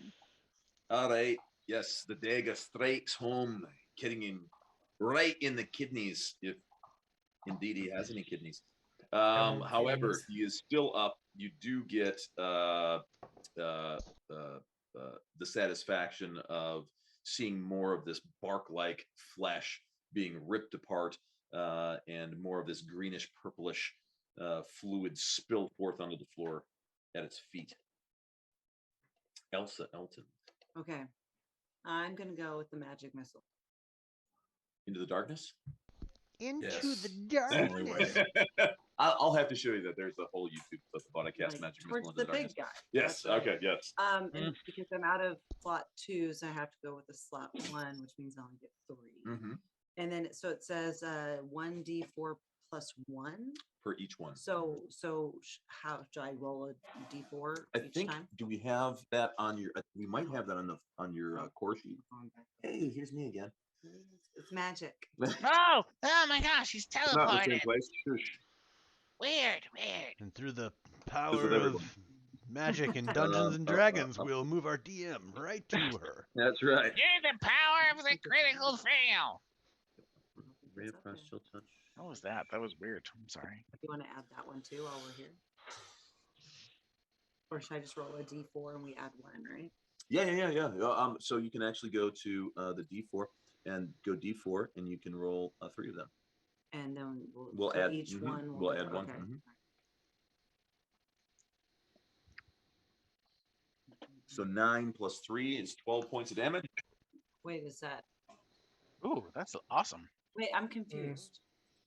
Because aren't each of those rolls a different? Each one is a missile? D4. Yeah. So the first, did you want to? Okay, so the first one does how much? I have no idea. It's it says Oh. 2 plus 3 plus 4. Okay, so the first one does 2 plus 1 plus would be 1, so 3. it's 3 points of damage. Bam! Slams into the guy. He is still alive. up. Mhm. Okay, so the second one is 3 plus 1, so Okay. 4. 4. Still alive, and you see him like that. That one slams like directly into his eye, and where there was sort of a glowing ember of an eye, now there's like a blackened hole, and there's smoke coming out of But it. he's not quite dead yet. Not quite dead. Okay, so then the last one is a 4 plus a 1. For 5.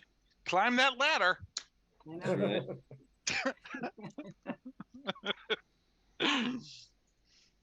Right. 2 plus 1 didn't do it. How about 3 plus 1? Oh yeah, how about 4 plus 1? Take that, you crazy demon. Bastard. Crazy demon bastard. These guys just pop when they die. Oh yeah. The final missile strikes it in the head, and you see this whole sort of this like bark-like exterior with all the spines literally just like peels itself inside out, and nothing is on the inside except for this purple greenish sort of fluid, which then just spills all over the floor. So I underneath killed it. him. He is dead. Sweet. I'm sorry. Can we go back? Can you say Icker, please? Icker. Icker Because flicker. I just love when you say Icker Icker. flicker. Every time I say Icker, we get subscribers. It's a thing.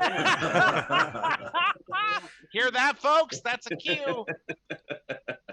So I'm down from Yes. you. Lucius, there is the floating demon in the middle of the room who keeps on spinning, trying to whisk its spine. I've pinata the shit out of this guy. Yes. Lucius will say, No, be careful, you kitten. There's no need to fit in. Give me my space. You'll begin to look smitten. Ooh, ooh. And I will. Well done, sir. Well done. I'm gonna move to here, even if I invoke an attack of opportunity. No, you didn't leave his threatened range. Okay, I can't seem to grab my thing. Where's the? There it is. Ow! Come on now. Are you trying to rotate? Yeah, and the little It's a tab pain in the keeps ass getting hidden sometimes, under. I gotta change. You just have to zoom in to the point where you can grab it. But, You can grab it, yeah. but it's such an annoyance. Okay. Mhm. Elsa's like, I got him. Grin says, great shot, princess. Don't get cocky. We don't ever do any film quotes, by the way. We try to avoid that.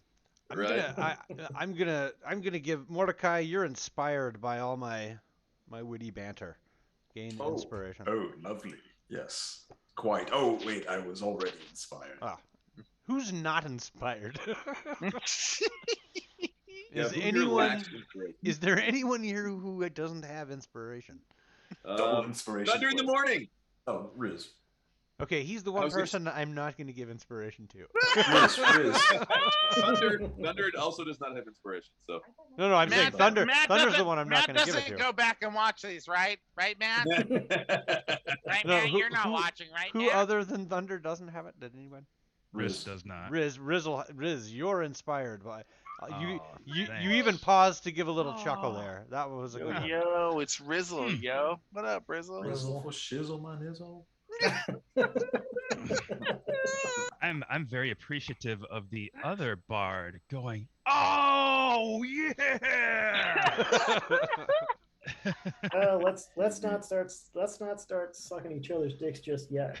Oh no, man, that was I straight out haven't of had 8 that Mile. much wine. Yeah, I will now finish the other half of the cup that I still hold. And I sing the song, there's just not enough wine in the world. So 23 to hit, delicious wine. 12 damage. 23 to hit for 12. Yes, you see your blade strikes true, and the demon lets out a howl and spins some more as this, pinata of ichor now is spraying about the local vicinity. Pinata of Ica. Pinata of Ichor. Can somebody, fans out there, can you draw us a pinata of Ica? Right? That would be I mean, fabulous. Who doesn't want to see a pinata? Really? I'm gonna try that. What's a pinata of Ica look like? That does that sounds like some Next good we art. have next will be Thunder. Thunder is going to go against. Here we go, Thunder.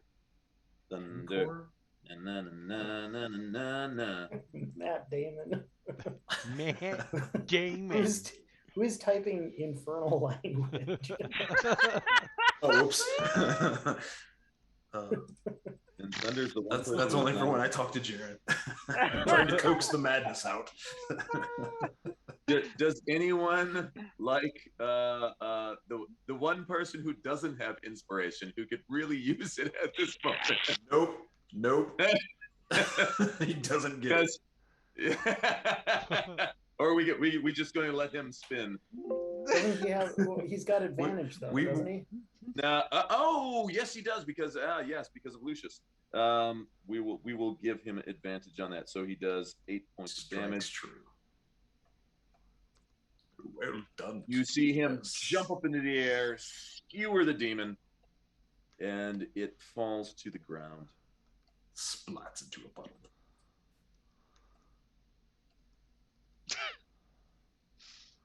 And the demon was stricken to the ground. Oh, Matt Demon is dead. Matt Damon. Matt Damon. All right, that ends combat. There are no more combatants in the area. Sure? No, I mean, what would you like to do? I mean, you don't. Okay, there are no more visible combatants. That's a very, very. Very Move good back. point. Okay. Move back over on top of asshole. And so this is in the Nickel for basement. every time I said that. Huh? This is in the basement of the stable. Correct. Okay. Yes, and you do see there are doors here and here. I know Lucius was checking out this door over here. Okay. I drag asshole along with me as I go to the center of the room. Can you just like roll him around in the ichor? That'd be really good. Yeah. Just Oh, pull yeah, him right yeah. through the ichor. I can drag him across with the. Just leaving a nice little puddle. Actually, For some reason, I just thought that meant you were really tired and moving slow. I just drag asshole over there. Lucius will fill his cup again with the elven wine, and then he'll begin to start checking out the other casks as well. Mm-hmm. Are we going to do a cask hop? But what were we Good originally cast. looking for in this room? Does anybody remember? It was a buzz. We're looking for looking for the lady. Lady Van Thamper, and I Yeah. believe that these imps were here to slow us down and to warn them that we were coming. All right, Grin, do you speak Infernal as well? No. Oh, never mind. All right, I was about to add you to it, and I was just like, oh shit, I didn't know that you were an Infernal. No, This does. I saw Joey Joe talking his infernal language alter ego.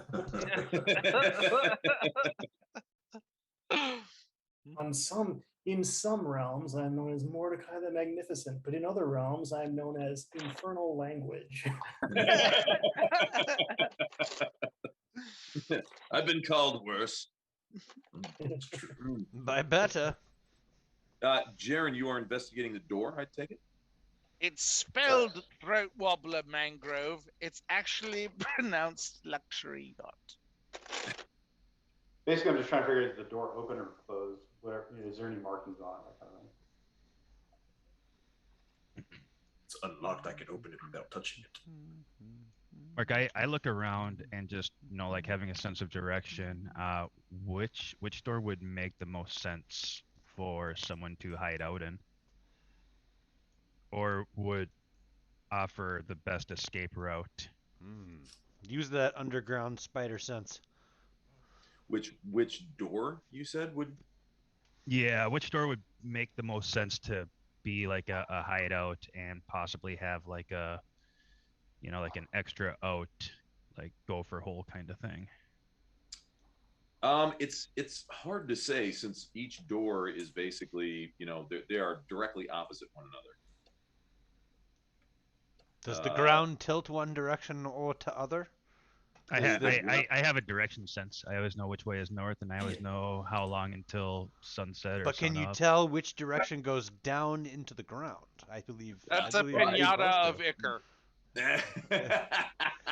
That's I like a love- oh new. my That's like a God. new name for a completely foobard.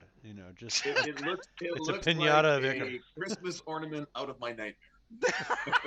Why, thank you. That's the intention. Well done. I always know which way is north. So if it's on a globe, then yes. North is going to be straight up from where you are. So these Mhm. doors are to the east and to the west. Okay, and we came here from the east. Correct. Okay, so I would think it would be to the west. Unless there's a doorway that leads back into the mansion.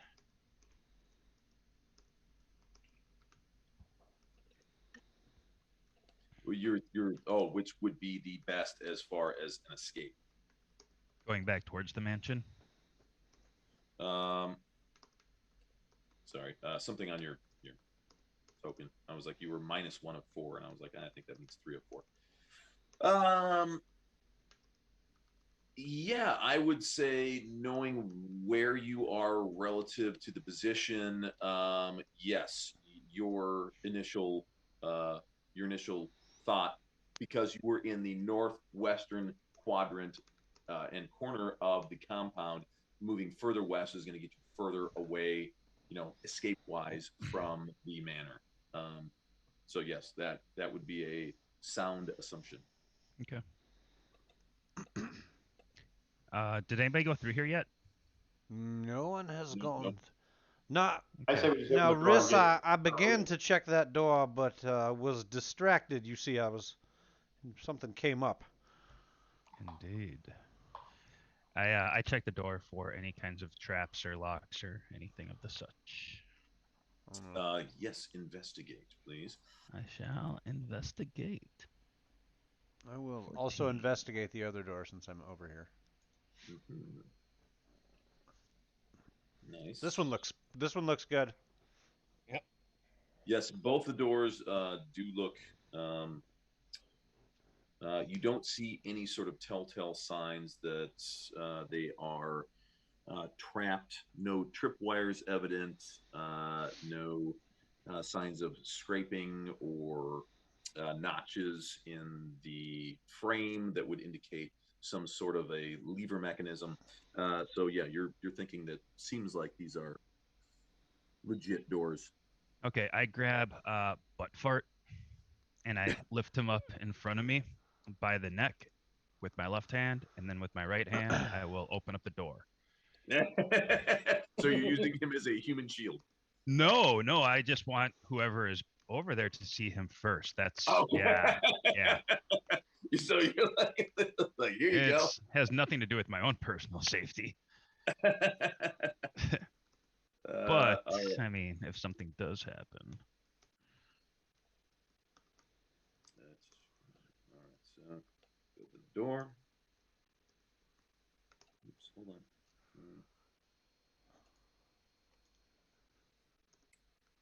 There we go. Okay. This room, more than 200 corked bottles of wine are displayed in 7-foot-tall wooden racks that span west and south walls. Wooden crates are stacked in the middle of the room. Got this cousin who lives in Waterdeep. His name is Black Sky River. Perhaps we could send these there. They're just opening this lovely place. Never mind. I try to thoroughly search for like secret doors and such. Are you still dragging around? Nah, I'll drag him in there a little bit, and then I'll like kind of drop him on like some of the crates. Gotcha. Face first.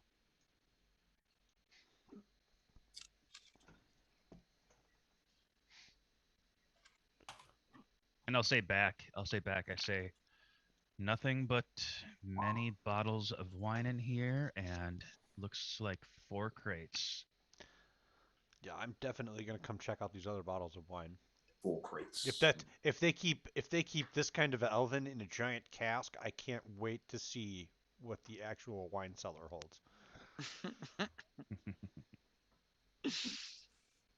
Mark, I need a full inventory list for next week's game session, please. Start working on it now, because Get the Excel spreadsheet ready, buddy.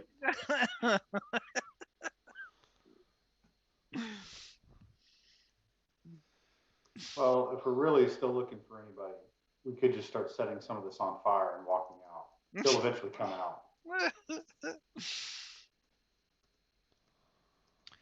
My fear is that she has another exit leading to the outside. Oh, of course. Riss, There's zero We have doubt another in my door to mind. check, don't Yeah. we? Riss, there's something in the room with us.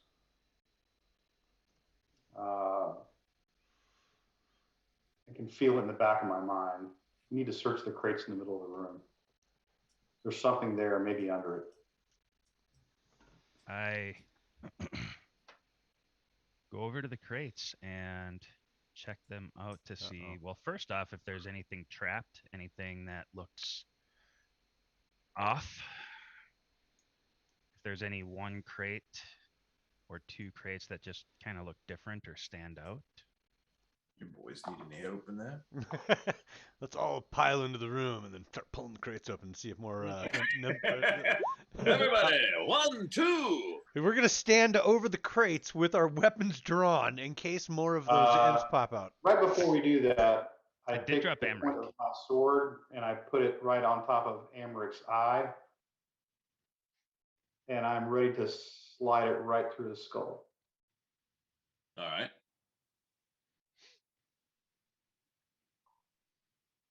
That boy's had a bad day.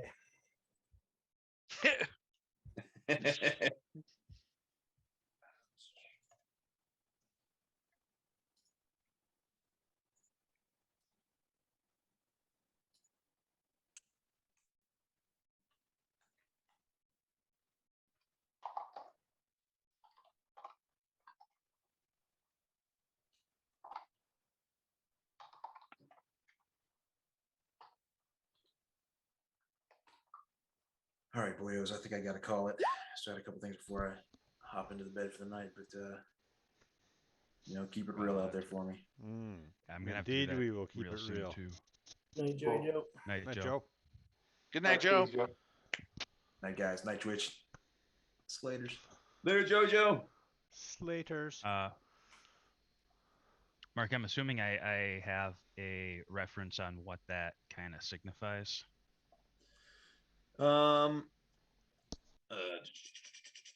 Yeah. Especially with your knowledge.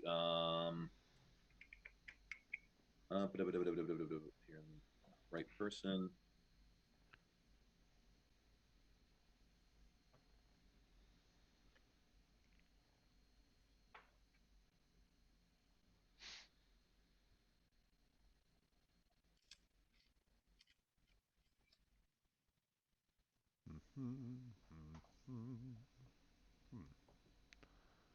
Tosses Lucius a small flash symbol of a stag embossed on Lucius.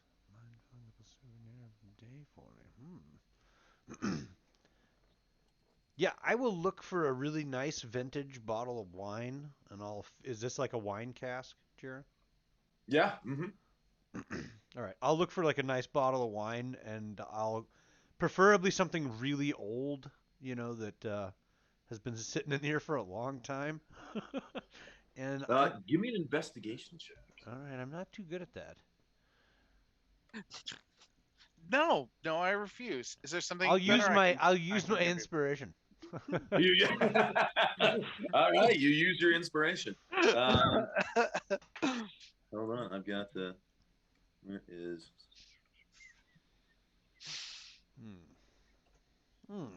Yeah. We have. Yes, this one looks nice.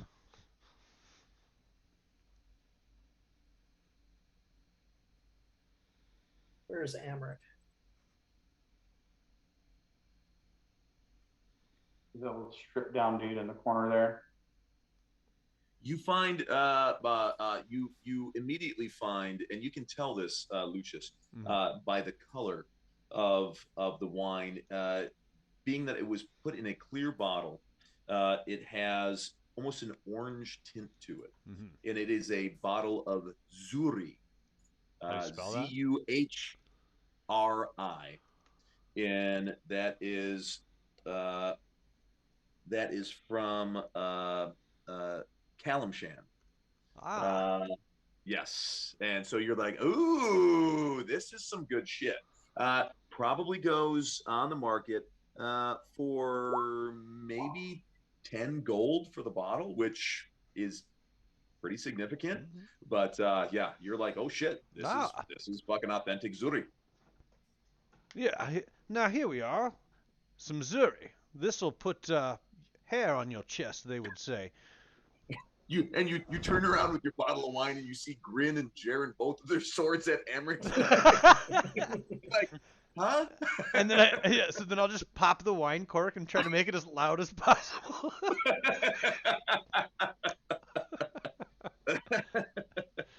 See if it startles one of them. And I'll begin. This one will be a nice souvenir indeed, Jaren. And I'll begin filling up the wine flask he had thrown over to me.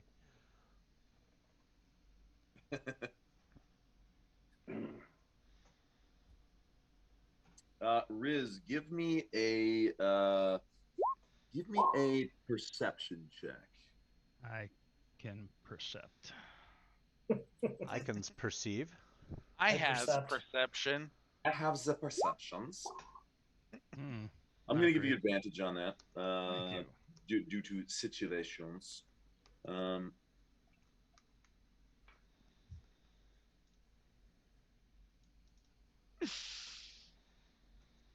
Definitely strange territory we're entering here.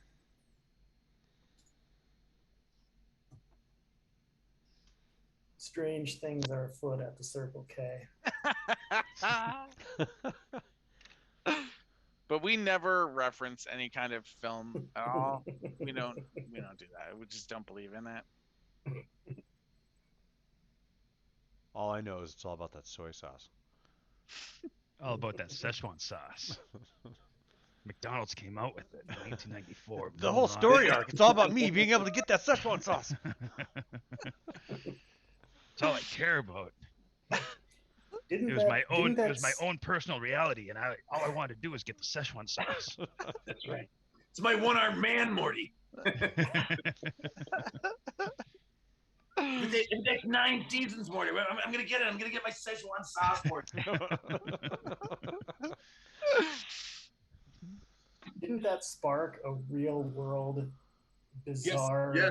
Yes. McDonald's re-released Szechuan sauce, and they used the same font that they use for Rick and Morty on the Szechuan sauce packet, and the fucking stupid ass entitled Rick and Morty fans like waited for hours to get the limited release packets, and when they ran out, pretty much immediately, because each like limited stores each got like 100 packets. Oh my And god. so they're like, okay, for the first 100 people you get, and there's like 500 people in line. So then the other 400 people started rioting and like throwing chairs through the windows and shit because they couldn't get their fucking Szechuan sauce. Well, of course. Hello. That's kind What of else hilarious, would you though. do? I mean, Right? I'm like wondering like if I could go to one of the stores around here where I just don't know if there's as many people watching that show, and then being like, hey, you guys got any of that Szechuan sauce? hey. They'd be like, Well, oh, there we threw was it a all real out. story. So they had stopped. This was before McDonald's came back with the promotion that was obviously tying into the Rick and Morty thing. Some guy had bought a used car. It was like a 1981 Dodge Dart that he bought for like $600, right? And in the glove box, there were No. 2 fucking packets Oh, of the God. original fucking McDonald's Szechuan sauce Oh, that he that's sold on fucking- eBay for $1,200. Jesus. So there you go. I mean, That's brilliant. Oh my Hilarious. god. Just brilliant. Did he get together a certificate of authenticity or something, or maybe these could be forged Szechuan packets? I mean, how do you protect yourself against forgery this day and age? Riz, I think that is a decent deduction, but I think given the nature of especially his brother's connection with imps and his mother's connection, obviously with the sort of the cultists and everything, instead of Protection? eliminating, it might be he might be under Protecting. the protecting, and like this Yeah. is so he sees him there, and so you're guessing I think what Riz would probably think like, Never oh mind. shit, like you did the right thing by sticking his face in there first. The demon's Yeah. probably thinking like, oh, everything's cool, here's Amric.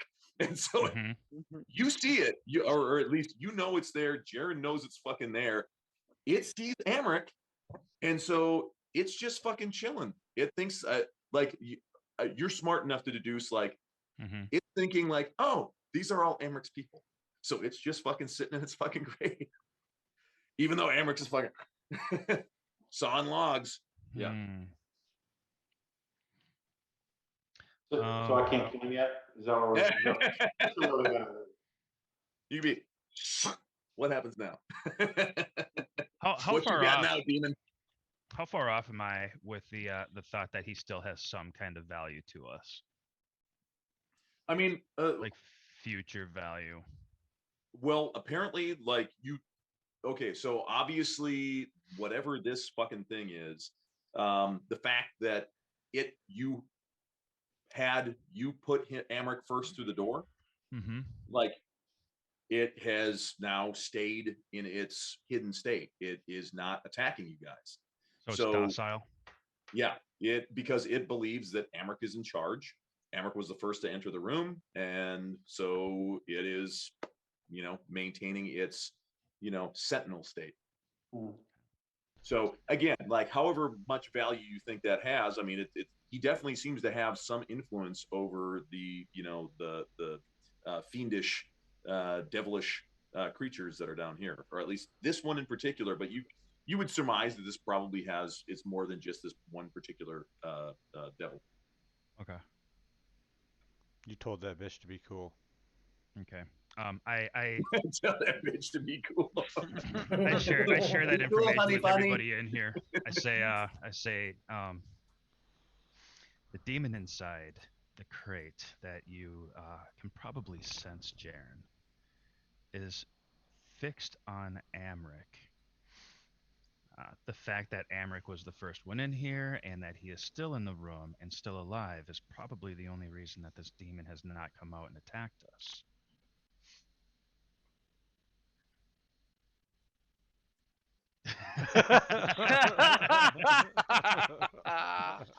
You just told me the way to get the bad thing to come out is to kill Amber. He's like, wait, Did you there's a say go demon in time? there? Did you just say go time? I just can't believe Mark beat me to the InXS reference. That's way off.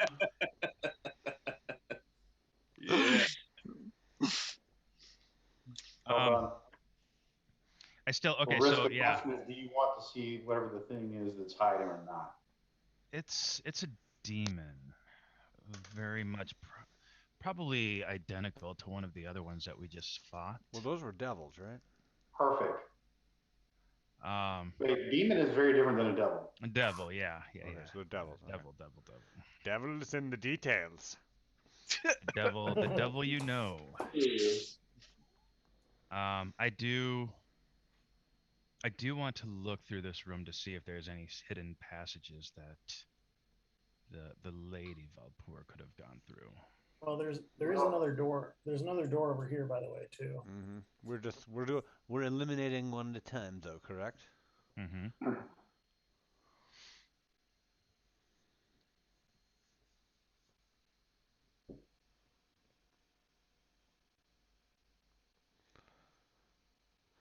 It's a lot of devils inside devils over there. You just calm down, Mr. Dungeon Master. Yeah, I'll search the room too for any kind of secret passageways. I don't know if you want me to. It's supposed to be distinguished, not distinguished. Yep, nope, I'm tracking. and common, not salmon. Yeah. Yes. There we go. Thank you. Too much typing, too fast. Can I investigate looking for passageways? Just leaving Amric on the crate. I can type 150 words a minute. They're not correct. I can do it. They're all spelled wrong, but I can do it. Night, Courtney. Night, Courtney. Yes.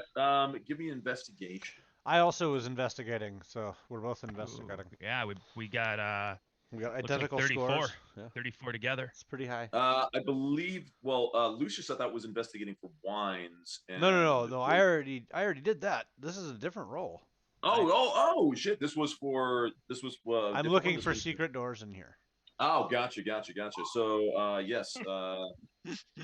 Neither of you all give Lucius and Riz, you both give a pretty thorough investigation. Removing various bottles to check the masonry behind.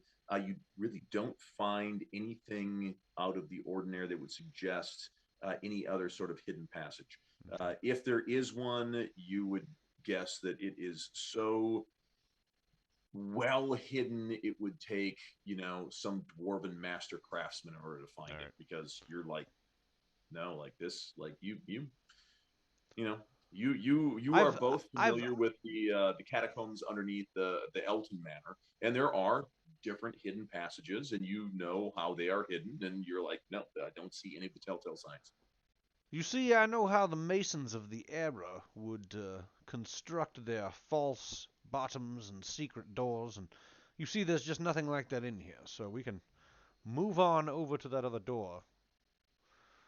And I will walk over there and I checked it for False- traps. False bottoms are all in fashion. I will be the last to leave, and I will bring Amric, and it would probably be best to have Amric be the first one in the next room. Very, very well. Good idea. Okay, so once everybody else is out, Can we weekend tie? at Bernie's Amric again. Yeah, can we tie him to a kite shield? And just carry him around in front of us? You I just got a think we weekend should at just, like- Bernie, this guy. Yeah. I'm totally weekend in Bernie's his ass. Or not a kite shield, a tower shield. Yeah, I put on a closed helmet over his head with the face mask down. We get a bunch of The eye sticks and shield. tie him to his arm so we can lift him with ours. You know, hey, how's it going? Yeah. My lord's been partying hearty. He's wearing foppish noble gear and a knight's helmet with no padding underneath it. And sunglasses. No, he's got the eye shield down. No, with sunglasses over it. That's very important. The sunglasses have to be part of it. As you come over here with Amric, Lucius will look over at Iris and he'll say, "Now I've given it a once over like you showed me, but well, I'm still learning this all." And I indicate the door, meaning that I searched it for traps.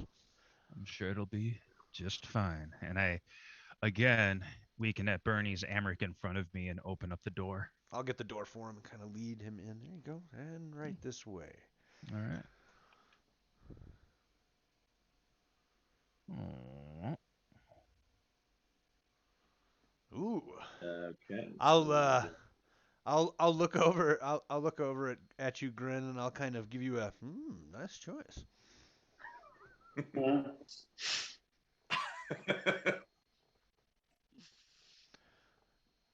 All right. Grin found some great wine. Yeah. No, I grabbed a bottle myself, and well, actually, Jaren was like, "Here, give me something that's a nice little souvenir of being down in the wine cellar," and I was like, "All right," and I found something from Kalimshan that was one of my favorites as a youth. Yep. Grin found a crate. Grin found a crate that it was on the front was printed fragile. He said, "Oh, Must be Italian. must be Italian." Major award. Reuniti on ice.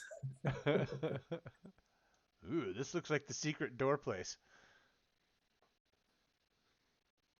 All right. So let's go back to objects. Yes, here we are. There we go. So this area,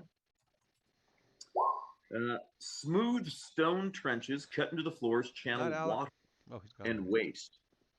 You can see that up ahead, the smooth stone channels. And where is it?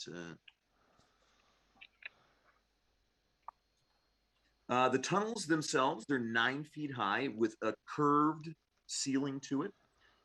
Oil lanterns fitted with thick panes of green tinted glass hang at regular intervals on 1 foot long iron chains. Each lantern shedding light in a 10-foot radius. So that's what you see with these illuminated deals. Oil lanterns hanging from the ceiling from chains. Whale oil.